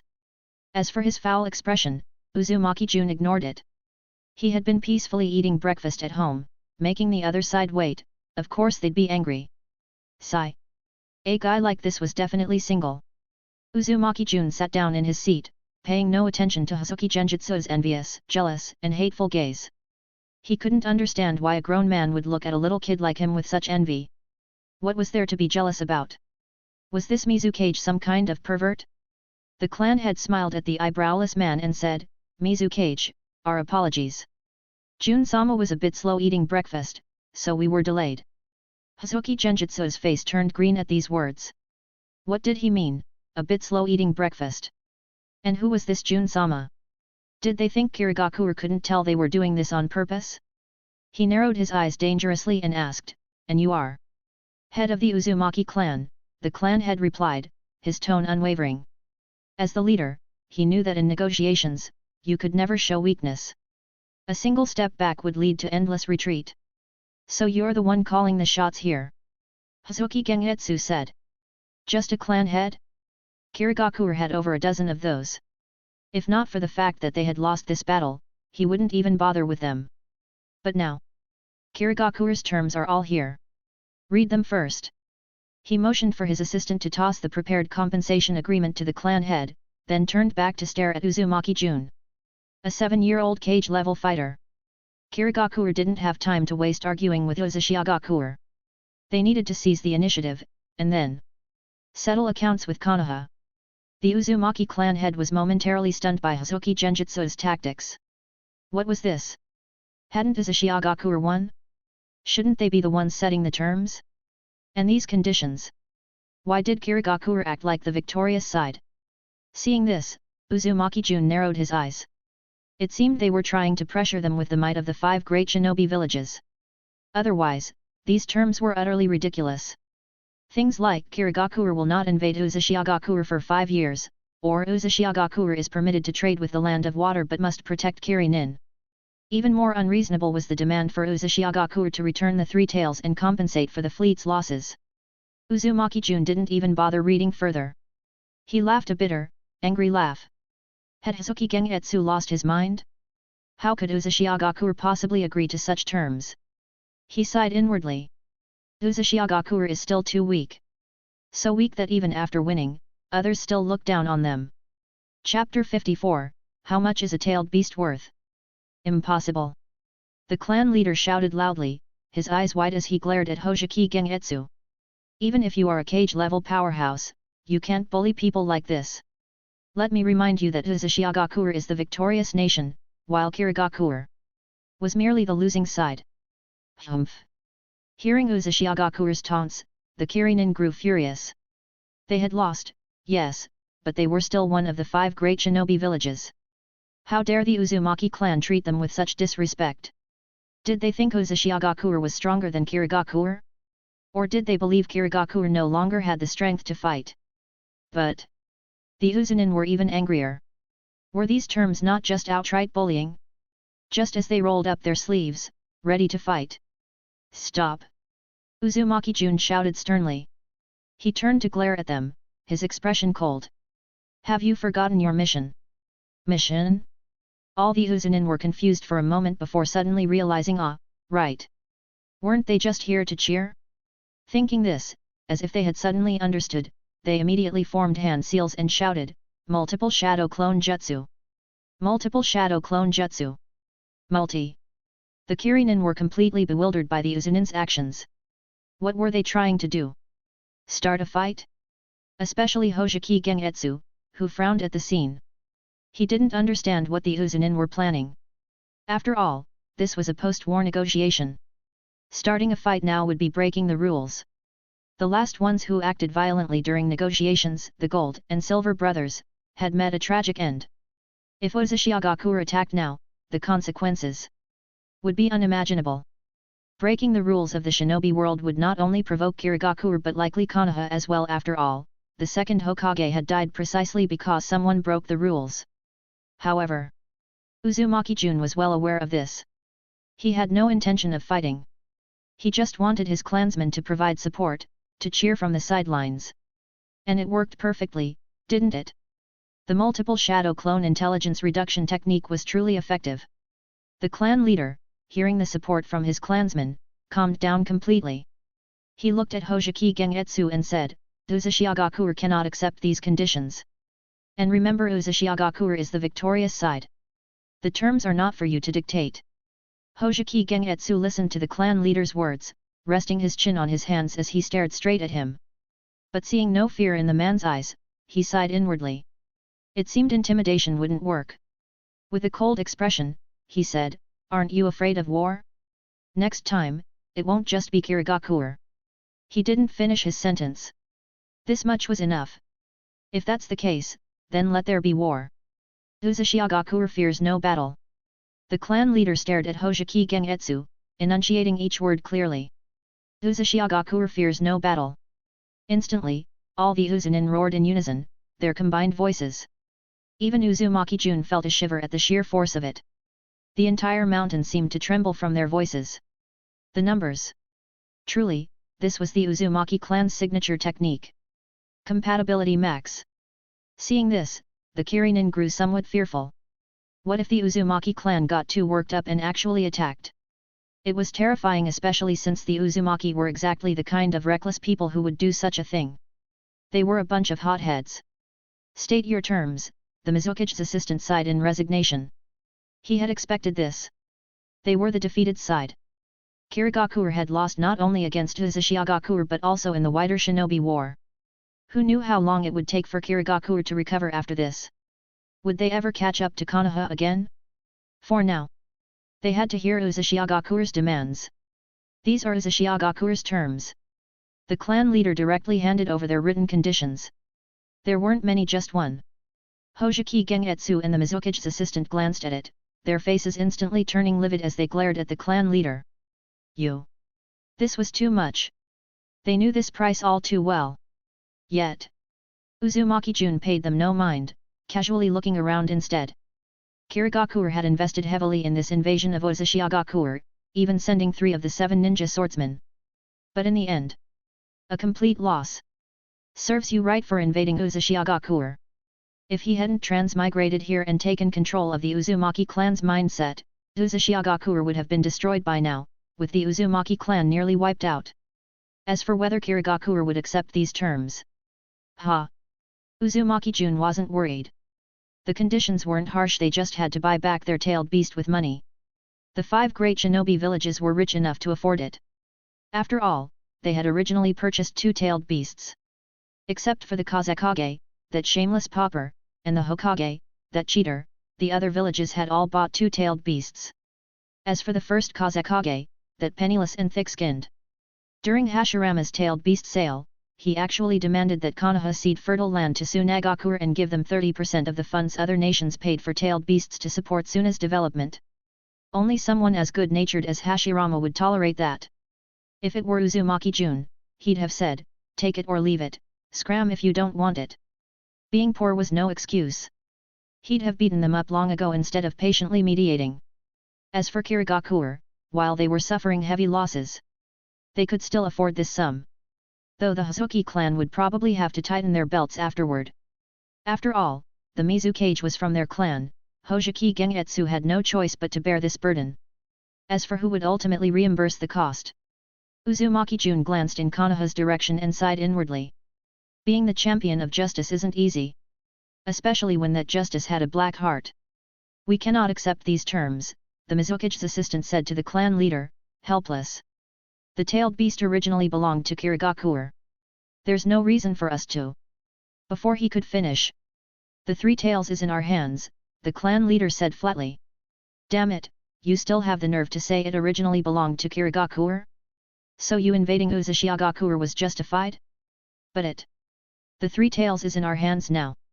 However, the three tails is currently in our possession. Listening to the back and forth, Uzumaki Jun yawned boredly. They were going to agree anyway, so why drag it out? Did they want to imitate the first Kazekage's shamelessness? Don't joke around. Did they think Uzumaki was as foolish as kind-hearted as Hashirama? Kirigakuer will not agree to these terms, Hojiki Gengetsu finally cut off the argument, impatient. Kirigakuer will only pay 1/3 of the amount. Anything more is unacceptable. Kirigakuer had to draw the line somewhere. No matter what, they were one of the 5 great shinobi villages. They couldn't afford the humiliation of buying back a tailed beast at full price. And besides, this was a third-hand tailed beast. Shouldn't the price be lowered? In that case, clan leader, are the negotiations done yet? Uzumaki Jun blinked his large, glistening eyes, complaining. Jun is hungry. If not, how about we don't sell the three tails? Keep it as Jun's pet. Ha! 1/3 of the price? Was Kirigakuer dreaming? That wouldn't even cover the cost of his explosive tags. In a few more days, Kirigakuer would be begging Uzumaki to agree. Hojiki Gengetsu should focus on how to salvage the Mizukage's reputation instead. Chapter 55. Upon hearing Uzumaki Jun's words, the scene fell into silence. What? Keep it as a pet? This is a tailed beast we're talking about. Something that can be used as a... Damn it, it might actually be possible. After all, this kid is the monster who defeated a tailed beast at the age of 7 using just one jutsu. Who's to say he won't be able to keep a tailed beast as a pet in a few years? Just like the god of shinobi and Lord Tobirama back in the day, who treated the tailed beasts like balls to kick around. Did the tailed beasts dare to roar at them? Probably not. They'd just let out a meow, then obediently curl up to make themselves rounder so they wouldn't hurt anyone's feet. They couldn't afford to offend those two. Hazuki Gengetsu narrowed his eyes and said threateningly, Kid, that's a tailed beast you're talking about. Don't speak so confidently. Even if you can defeat a tailed beast, that doesn't mean you can tame it. Keep it as a pet? It'll blast you with a tailed beast bomb before you can even finish your sentence. Uzumaki Jun rolled his eyes at Hazuki Gengetsu's words. Did they really think he was just a kid? And wasn't it this very kid who forced the Kirinin to surrender? Trying to scare him? As if he hadn't watched over 700 episodes of Naruto for nothing. Uzumaki Jun pretended to be frightened, widening his eyes. So that's a tailed beast. But it's so weak. He took it down with a single jutsu. Why should he be afraid of it? Although he could only use that jutsu once, but he was still the one who defeated the tailed beast. Hazuki Gengetsu was left speechless by Uzumaki Jun's reply. Damn it, this brat was truly infuriating. But now, his desire to kill Uzumaki Jun grew even stronger. This kid was only 7 years old. Who knew if he'd really be able to keep a tailed beast as a pet in a few years? That would be far too dangerous for Kirigakuer. And if the Uzumaki clan obtained a tailed beast, they would undoubtedly create a Jinchuriki. Then not only would they have a 7-year-old cage-level shinobi, but they'd also have a Jinchuriki. Taking down Uzumaki would become even more difficult. So, they absolutely could not let Uzumaki get their hands on a tailed beast. But right now, he couldn't show his true intentions. Negotiations required bargaining. If they could lower the price, they should. Otherwise, the Hazuki clan would really have to tighten their belts. Damn Konoha! No matter what, Kirigakure cannot agree to this condition, Hazuki Gengetsu said sternly, his expression making it clear that they would either continue the war or lower the demands. Otherwise, Kirigakure would never compromise. Seeing this, Uzumaki Jun couldn't help but laugh. Continue the war? Let's see if Kirigakure could even afford to keep fighting in a few days. Uzumaki Jun had already informed the clan head that if Kirigakure refused to agree no matter what, they should just leave. So, in that case, the clan head narrowed his eyes and said, "We'll leave the 3 tails for Lord Jun to keep as a pet. Then we'll take our leave." The Kirinin were stunned by this turn of events, especially Hazuki Gengetsu. Were negotiations really supposed to work like this? If the price wasn't right, shouldn't they haggle? Were the Uzumaki clan really this stubborn? Did they really have enough money to buy that many explosive tags again? But, watching the Uzumaki clan walk away, Hazuki Genjutsu's expression darkened. They're serious. Damn it, couldn't they at least let the other side bargain? Who would do business with them like this? Jun, do you really think they'll agree? The daimyo asked worriedly. Selling someone else's property back to them at a higher price was something the Uzumaki clan had never done before. The Uzumaki clan upheld Lord Hashirama's ideals. Such a shameless act. Just thinking about it was exciting. Uzumaki Jun rolled his eyes at his father. Clearly, the Uzumaki clan shouldn't be the ones handling business negotiations. Otherwise, they'd either lower the price or start a fight. There was no third option, and it would always end in a huge loss. Of course, Uzumaki Jun said impatiently. In a few days, Kirigakure will probably agree. He just didn't know how the mission to deliver the sealing techniques was going. He had already told the team sent to the Land of Earth that the lightweight boulder technique was just a bonus. Whether they obtained it or not didn't matter. The most important thing was to pressure Iwagakure into sending troops to the border to intimidate the Land of Water. Since the war wasn't over yet, the Kirinin probably hadn't withdrawn from the Land of Earth's battlefield. If they complete the mission, Kirigakure will definitely agree, Uzumaki Jun said calmly. However, they didn't have to wait a few days. Kirigakure had already received news from the front lines. The IWAnin are advancing. A Kirinin Jainin gasped as he reported to the Kirigakure higher UPS. The Tsuchikage is leading the IWAnin toward our outpost. The Kirigakure higher UPS exchanged glances. What was going on? Wasn't the war supposed to be ending? Hadn't Kirigakure already lost? Why was the Tsuchikage advancing now? Was the war not enough for them? Did they think it ended too quickly and wanted to drag it out longer? And hadn't they agreed that when Kirigakure obtained the sealing techniques, none of the villages would attack? Everything had been settled. What was Iwagakure trying to pull now? Damn Iwagakure! Kench roared, his face livid. They're going back on their word. They had all agreed to obtain the sealing techniques together and create Jinkriki so that Konoha wouldn't be the only one with that advantage. What was the meaning of this? Did they no longer want the sealing techniques? Did they no longer want Jinkriki? Or had news of Kirigakure's defeat in Uzashigakure spread? All the Kirigakure higher UPS seemed to realize something, their expressions shifting uncertainly. Had the Mizukage really failed? Has the ship to Uzashigakure set sail yet? Kench asked with a frown. They still didn't know what was happening in Uzashigakure, but it couldn't be good. Otherwise, why would Iwagakure make a move? They must have realized Kirigakure's military was weakened and were trying to take advantage. Now even Kench couldn't help but resent Hazuki Gengetsu. What kind of terrible idea was this? They could have just let the other villages occupy Uzashigakure while Kirigakure took a share of the profits. But no, Hazuki Gengetsu had to insist on Kirigakure starting a war. And now? They hadn't gained anything and were suffering huge losses instead. Kench sighed, closing his eyes helplessly. Send a ship to deliver the news to the Mizukage. Go at full speed. Not a single moment's delay. Kirigakure can't afford to wait any longer. Hearing Kench's orders, the Kirigakure higher UPS all sighed. They knew it now. Kirigakure's invasion of Uzashigakure had failed. After the meeting ended, the various clans left with their own people, each with their own thoughts. As for Yuki Kioi, Clan head, Lord Kioi, a Yuki clansman suddenly appeared. What is it? Kioi, with his perpetually narrowed eyes, frowned. Why the panic? The Yuki clan represented what? The ice release Kekii Genkai. So they had to remain calm and elegant at all times. What was the meaning of this panicked expression? The Yuki clansman glanced around, making sure no one was watching them, then whispered into Kioi's ear, "We've spotted Uzunin." Meanwhile, in Konoha, Lord Hokage, the Tsuchikage has suddenly launched an attack on the Kiri-nin. The reason is currently unknown. Chapter 56, even forgot to turn off the crystal ball.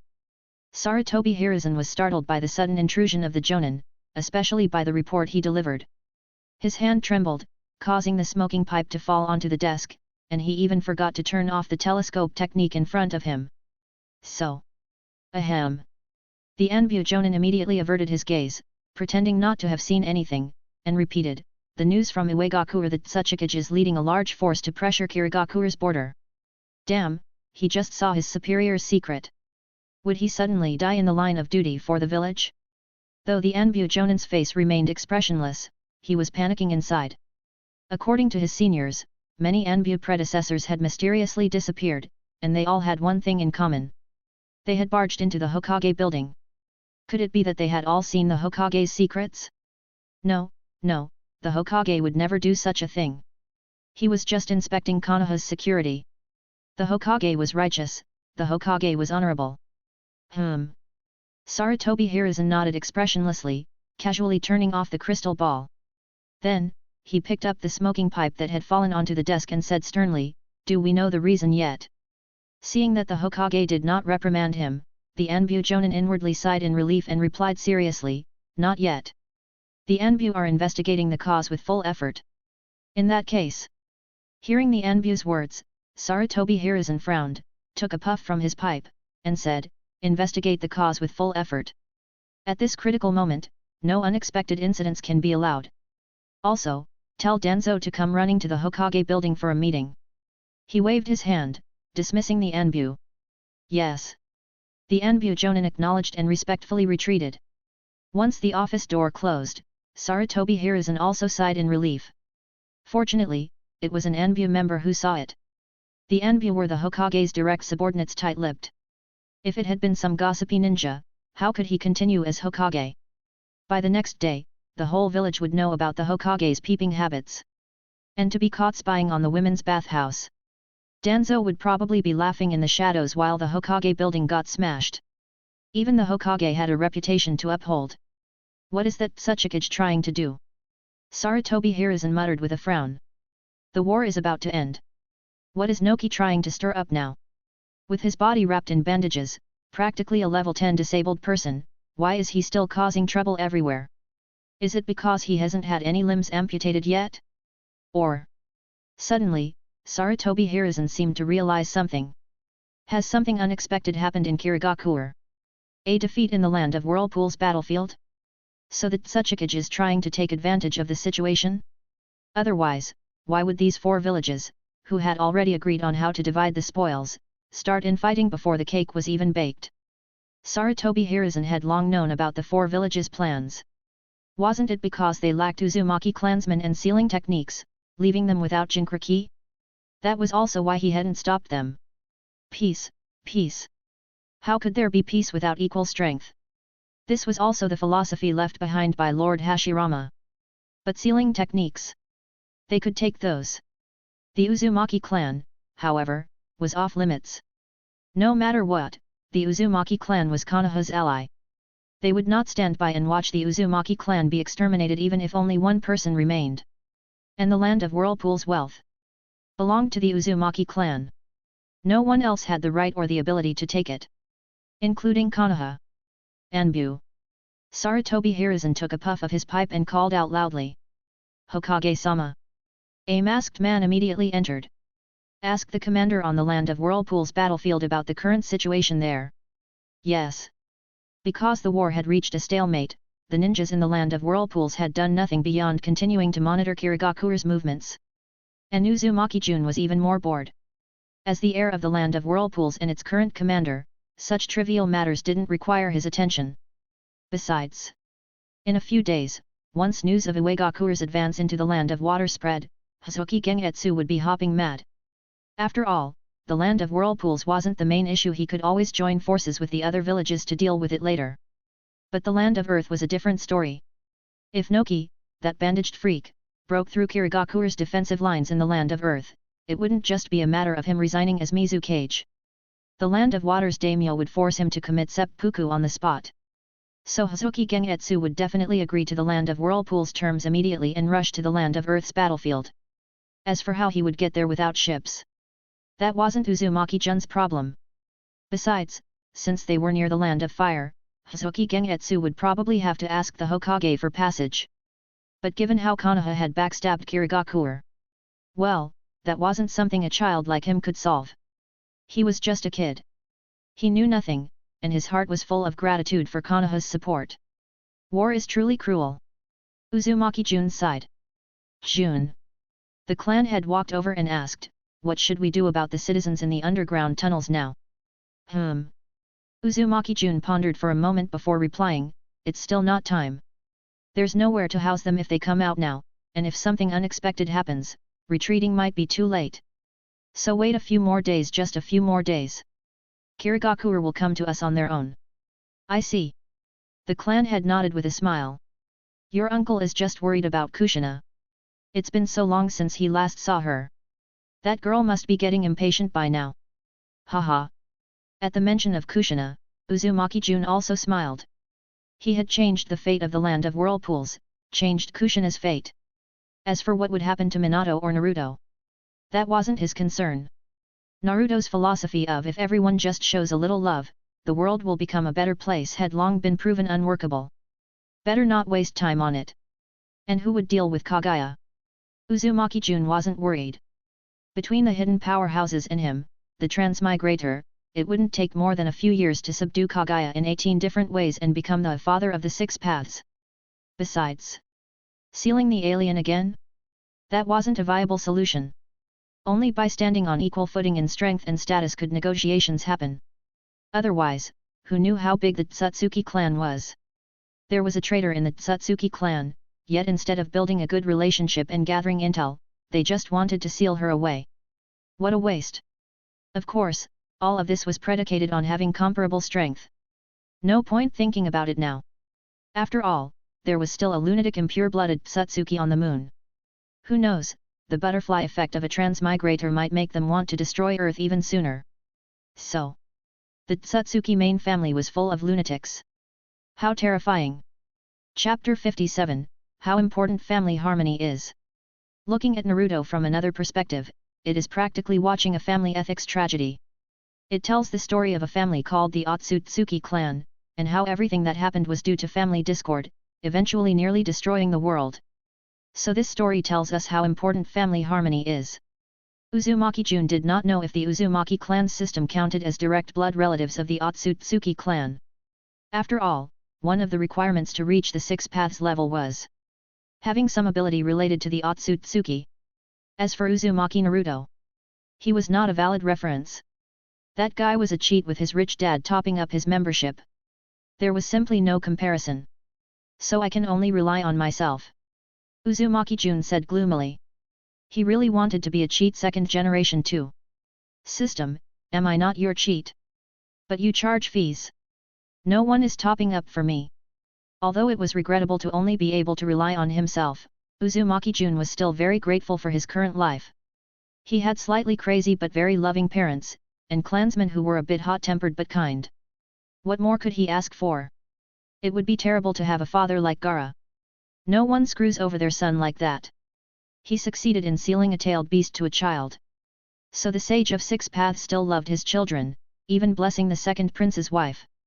But Raza was really such an asshole. After the sealing succeeded, he still wanted to test if his child had kindness. Gaara was just a child back then. Even adults would struggle with that, let alone a kid. So this test created problems.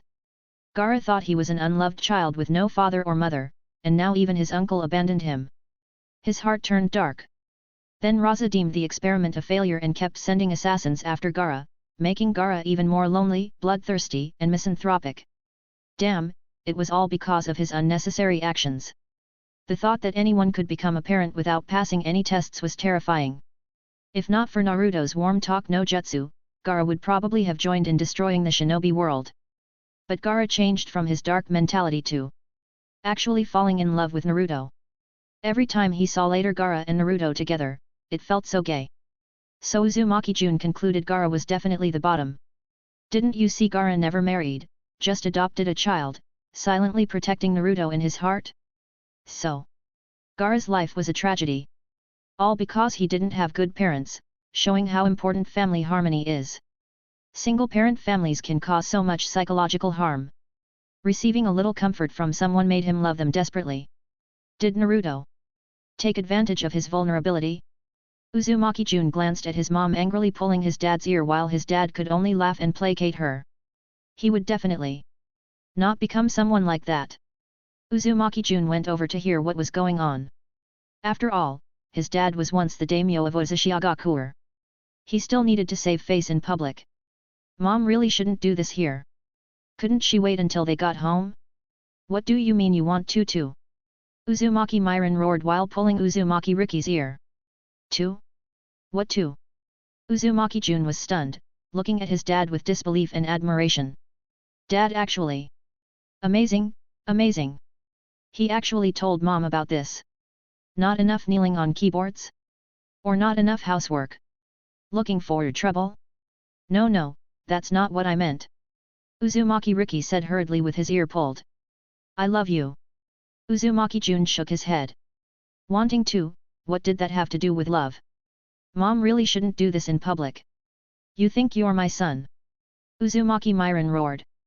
Uzumaki Jun immediately changed his tune. Beat him hard. This couldn't be tolerated. Wanting to get him a second mom? How could he do this to him and Mom? Mom was so beautiful, gentle, and kind, yet he wanted another one? He gave his dad a cold stare, showing he wouldn't take his side, then turned to leave. Still needed to save some face for dad. The daimyo and Uzumaki Myron were confused. What's with Jun? Uzumaki Myron asked.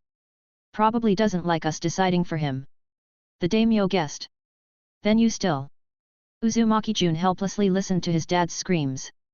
Was this a family ethics tragedy? Better not think about it.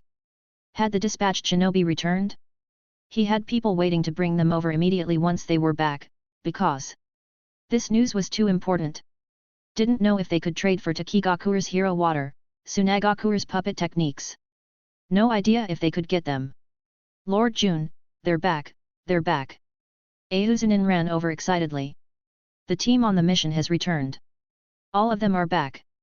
Uzumaki Jun stood up. Where are they now? On their way here. Any casualties? The Uzunin fell silent. Uzumaki Jun understood. As expected. Aside from catching cats and weeding, any other mission had uncertainties. Uzumaki Jun sighed gloomily. Take me to them now. The war should end. What happened? Narashikaso frowned. Why was Root suddenly on a mission? And the commotion nearby? Enemy invasion? Seems some Uzunin appeared. Akanahanin said. Then the Anbu went after them. Uzunin. War ending? Uzushiagaku fleeing? Narashikaso asked, how many? Any civilians? Not many, and no civilians. The shinobi said. But they seem to have started fighting. It has come to this. Narashikaso sighed. Don't mind missions not ours. Remember, shinobi have no need for curiosity. That's how you live longer. Chapter 58, Negotiations concluded. Uzumaki Jun saw the returning members. Only 12? 16 elite jonin had gone out, but only 12 returned. Their green vests were dusty, their faces bore joyful smiles. Though they were all slightly injured and their vests were torn, it couldn't hide their excitement. Seeing this, Uzumaki Jun's eyes reddened. They had truly carried out his mission with dedication. Lord Jun, we succeeded. One jonin carefully took out a scroll, his face filled with a smile as he respectfully presented it. This is the Uegakure's lightweight boulder technique. And this is the hero's water from Takigakure. Also, Tsunagakure's puppet technique, but they only agreed to give us the basic version. Looking at what they had brought back, Uzumaki Jun secretly wiped away his tears and said with a smile, "You are all heroes of Uzushiagakuer." Now that they had obtained everything, how had they gotten injured? Your injuries? Uzumaki Jun asked in confusion. He had clearly told them to retreat if the situation became unfavorable, yet they had lost 4 jonin. What had happened? Had they started fighting before negotiating? That was ridiculous. Who conducted business like that? Fighting first, then talking? They had already killed people. How could negotiations proceed after that?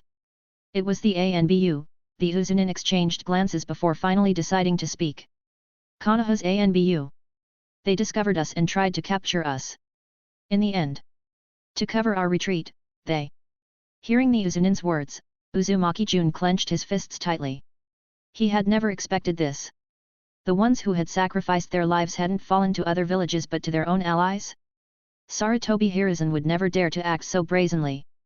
The kindly village leader image he had worked so hard to build wouldn't be ruined so easily. Then... Root. But Uzumaki Jun didn't care whether it was ANBU or Root. They were all Konoha's people. The problem was... Sorry, Uzumaki Jun said apologetically. Now was not the time. Or rather... Uzushiagakuer couldn't afford to openly oppose Konoha, neither now nor in the future. In this shinobi world, Konoha's reputation was still formidable. But... a price would be paid. He would definitely make Konoha pay. It's fine, the Uzunin replied, confused. They didn't understand why Uzumaki Jun was apologizing.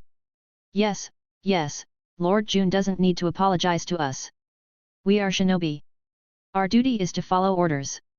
Seeing this, Uzumaki Jun sighed inwardly and said softly, Uzushiagakuer will become strong.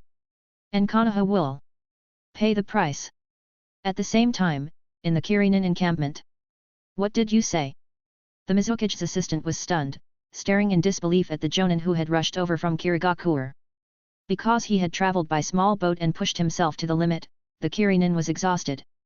Still, he made his way to the Mizuki's tent and reported respectfully, "It's true.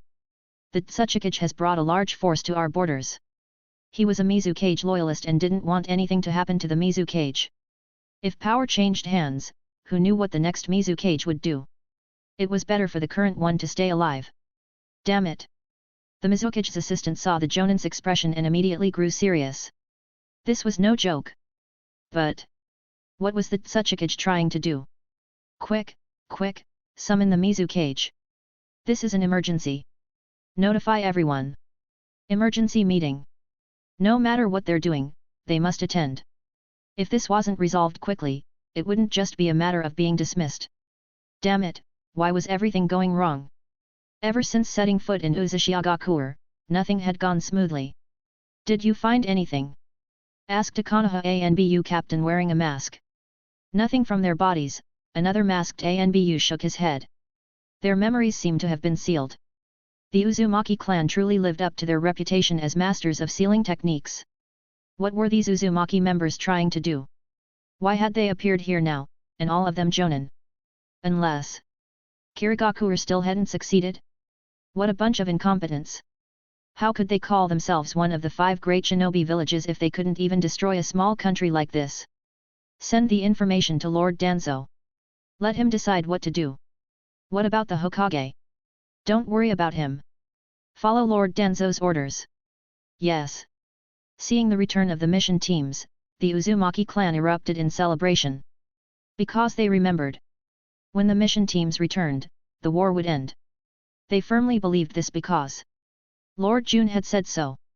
Only the clan leader and elders noticed Uzumaki Jun's unease and sighed as they approached him. Jun, don't blame yourself, the elder patted Uzumaki Jun's shoulder and sat beside him. This is the fate of a shinobi. But this could have been avoided, Uzumaki Jun shook his head. It's my fault. Because of my decisions. Everything could have ended sooner. If they had just handed over the tailed beast to Kirigakuer, it would have all ended. Or if they had avoided the land of fire, taken things slower, those 4 wouldn't have died. Ha ha ha. The elder laughed. You've done more than enough. To be honest, I thought Uzushiagakuer was doomed this time. But because of you, we've won. And now, Uzushiagakuer will grow even stronger. We've always believed in you.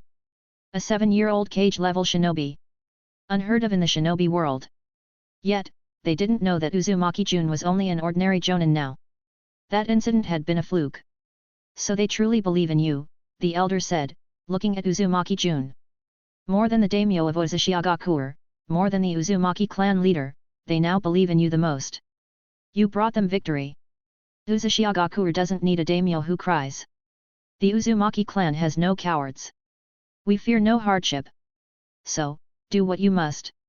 We old folks will support you all the way. As for Konoha, the elders' faces darkened. Uzushiagakuer will settle accounts with them later. Hearing the elders' words, Uzumaki Jun sighed helplessly. All of this was because Uzushiagakuer was too weak. If they were stronger, stronger than any other nation, who would dare to attack them so easily? I will make Uzushiagakuer strong. Stronger than ever before. He had always believed in himself. He could make Uzushiagakuer strong. Lord Jun, Kirigakuer requests negotiations. Finally, the last negotiation had arrived. The war that had begun here would now end here. Chapter 59, The War Ends. The second negotiation did not have many twists and turns. After the clan leader threw out the conditions, Hoseki Gengetsu signed with a grim expression.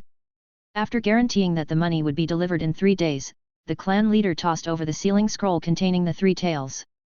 Uzumaki Jun did not care about any of this, nor was he worried that Kirigakuer would refuse to repay the debt. This was not the transition period between the Second and Third Shinobi World Wars. There was still a long time between the First and Second Wars, enough for Kirigakuer to repay the money. If Kirigakuer did not hand over the money after 3 days, he planned to send Uzunin to the Land of Water to spread the news that the Mizu Cage refused to repay. He wondered if Kirigakuer could withstand the damage to its reputation. If even the Mizu Cage did not keep his word, who would trust Kirigakuer enough to commission missions? For a shinobi village, credibility was extremely important. Once its reputation was ruined, no one would come to request missions. Without missions, the village would have no income. So, if Hoseki Gengetsu said the money would be repaid in 3 days, it would be repaid in 3 days. He could not afford to lose face. Even if he died, his clansmen would carry it out. The people of Kirigakuer might even force them to pay. As for how the Kirinin would get to the land of Earth, that was none of Uzushiagakuer's concern. According to reports from subordinates, the Mizu Cage was leading the Kirinin across the sea, heading toward Konoha. It seemed they wanted to borrow a route from Konoha. But would Hoseki Gengetsu demand compensation from Sarutobi Hiruzen at this time? The Konohanin stationed near Uzushiagakuer would surely have strange expressions when they saw that the ones crossing the sea were Kirinin. Especially since most of them were swimming across. Tisk. Just imagining that scene was amusing. A maritime power actually had no ships. Was the Land of Water so poor that even its shinobi village could not provide boats? Did shinobi have to swim across the sea now? How pitiful! But none of this concerned Uzumaki Jun. As the sky gradually darkened, Uzumaki Jun sighed inwardly. The war is finally over. Ever since coming to this shinobi world as a child, everything he did and said was misunderstood or disbelieved. The destruction of Uzushiagakuer had weighed heavily on his heart. But now, it was all over. Perhaps Uzushiagakuer would face war again in a few years, but by then, the country would surely have grown stronger. Unlike the shinobi villages that grew weaker with each war, Uzushiagakuer would catch up. Now we can inform the citizens in the underground shelter, Uzumaki Jun said to Uzumaki Kai beside him. The war is over. If they want to come up, explain clearly that the outside is not ready yet. There are not enough places to live. Because they needed open space for the battlefield, most buildings and facilities had been demolished. Moreover, after several tailed beast bombs, the area was practically uninhabitable. Also, gather all remaining food supplies. The country is in a difficult situation now. From this moment, food will be distributed uniformly. For now, they could only implement a communal system. Only after Uzushiagakuer fully recovered could they reform policies. Yes. Underground shelter. After nearly a month of war, the people in the shelter began to panic. Their hearts were filled with worry. They feared their loved ones had died on the battlefield. They feared Uzushiagakuer had fallen. They feared they would become refugees, or even be killed by the shinobi. The civilians of the shinobi world had too many fears. The war is over.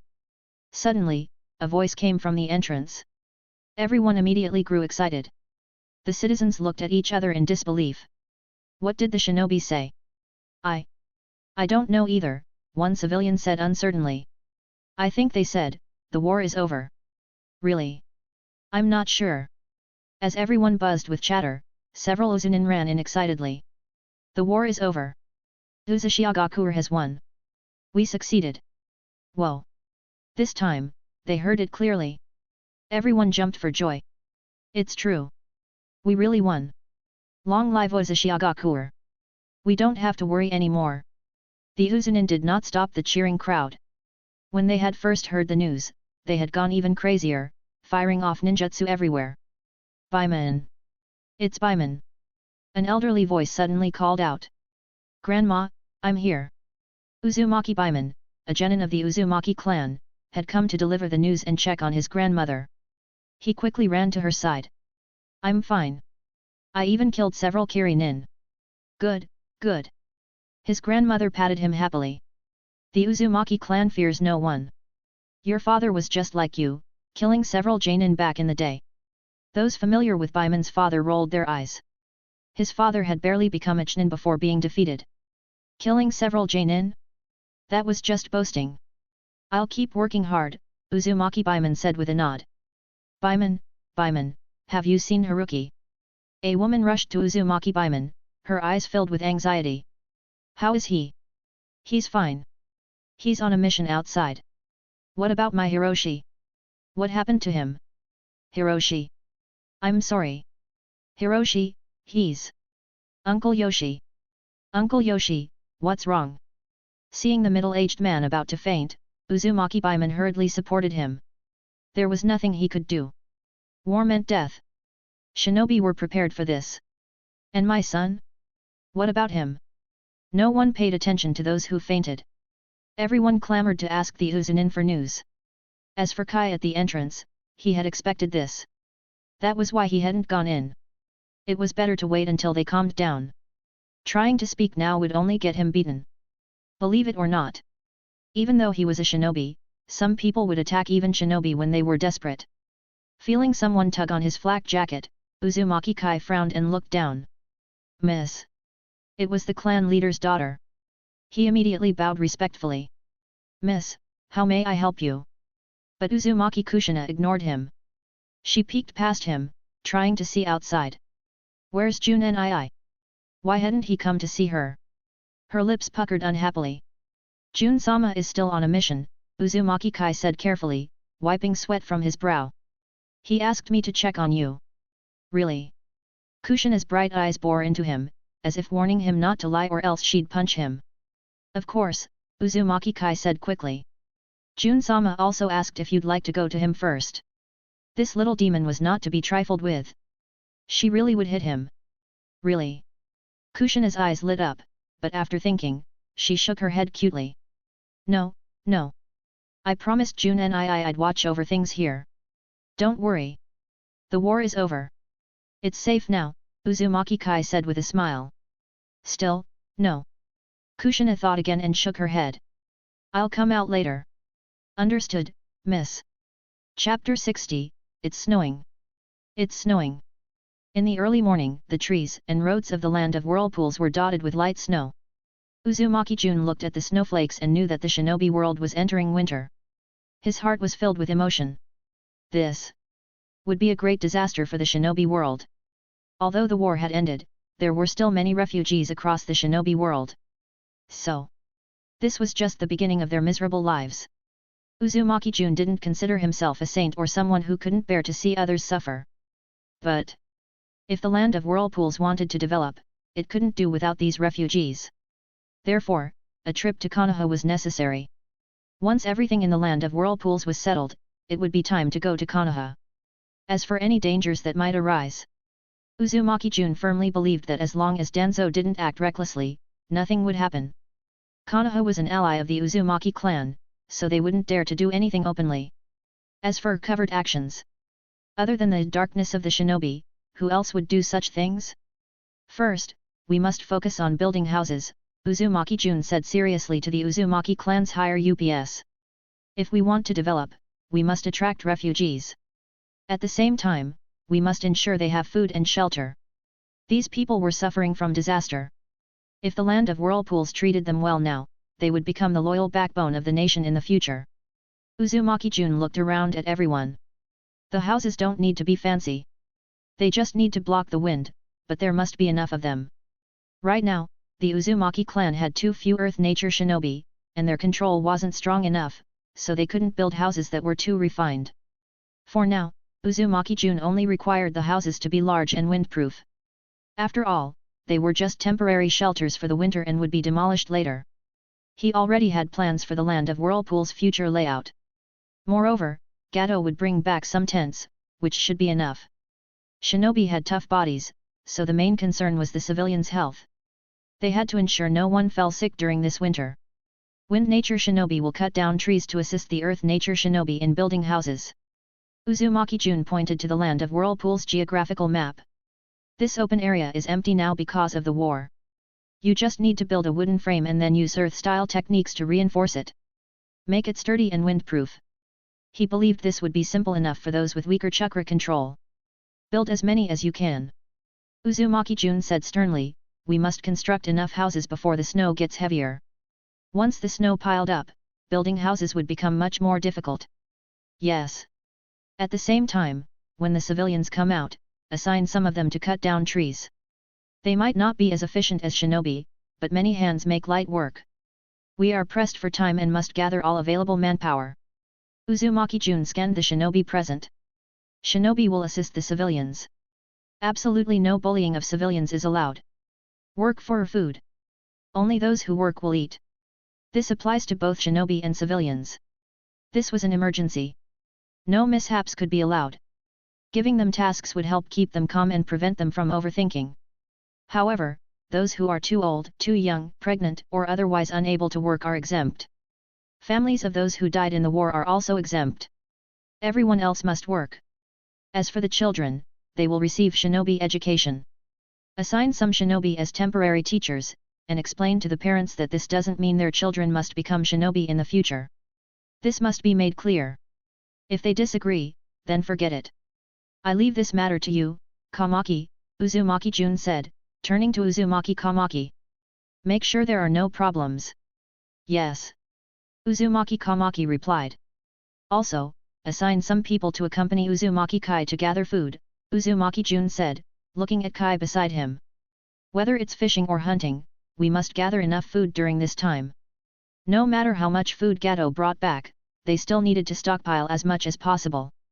And by gathering more meat now, they could prevent malnutrition later. Food will be distributed uniformly. Find a few people who can't do heavy labor and have them prepare the meals.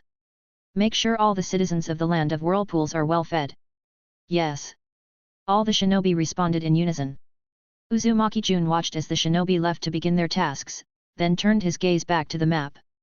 This was just the beginning. Once winter passed, it would be time for the land of whirlpools to develop. But during this period, they couldn't let people think the land of whirlpools owed them support, turning them into lazy freeloaders. He knew the saying, give a man a fish, and you feed him for a day. Teach a man to fish, and you feed him for a lifetime. But this was unavoidable. The war had ended just as winter arrived. Normally, the land of whirlpools would still have people freezing to death in winter, let alone now. If they didn't prepare properly, the land of whirlpools might collapse into chaos. System, can you synthesize a cement Kekii Genkai? If they had cement, things would be much easier. The houses could be built sturdily. No, but I can provide the method for making cement. Ugh. What's the point of having you then? This system can only exchange items that already exist. Creating special Kekii Genkai depends on yourself. Do you have a cheat for synthesizing Kekii Genkai? No. Forget it. No more wishful thinking. This system isn't very useful anyway. Uzumaki Jun felt the temperature dropping further. This morning, he had woken up from the cold. In freezing weather, insulation was crucial. So charcoal was another essential winter supply. But the land of whirlpools only had oil fields, no coal mines. Do you have a method for making charcoal? Yes. 10,000 reputation points. That's ridiculously expensive. Should I exchange it? Uzumaki Jun gritted his teeth and agreed. Although charcoal seemed to exist in the Naruto world, it appeared that civilians rarely used it. Many died of hunger or cold. It seemed charcoal was still very expensive in the shinobi world, beyond the means of ordinary people. Although charcoal production would pollute the environment, he couldn't worry about that now. Survival. Survival was the only goal. If no one froze to death this winter, his reputation in the land of whirlpools would rise to unimaginable heights, making future plans much easier. Take a few fire nature, wind nature, and earth nature shinobi and produce charcoal using this method. Uzumaki Jun secretly took out the charcoal making method he had exchanged from the system and handed it to a nearby jonin. He had already checked. The instructions were straightforward, so after a few trials, they should be able to produce usable charcoal. This task is extremely important. Yes. The jonin replied. Though he didn't know how to make charcoal, since Jun-sama had provided the method, they would surely succeed. They believed. Tents, food and supplies depended on Gato's purchases. As for charcoal, production during this time should suffice. Once the houses were built, the civilians could help too, increasing charcoal output. Shinobi were so convenient. As long as they had enough chakra, everything was possible. The Uzumaki clan perfectly met this condition. The only problem was their limited elemental affinities and poor control, preventing them from performing precise jutsu. Now that preparations were underway, what next? This winter would be long. They couldn't let people sit idle. Should they build factories? What else could they do? Stay indoors and make babies all winter? At the same time, they could start shinobi education for the younger citizens. Step by step, they would universalize shinobi training. Once winter passed, the land of whirlpools would begin its true development. Uzumaki Jun was full of confidence in the land of whirlpool's future. Thanks for listening.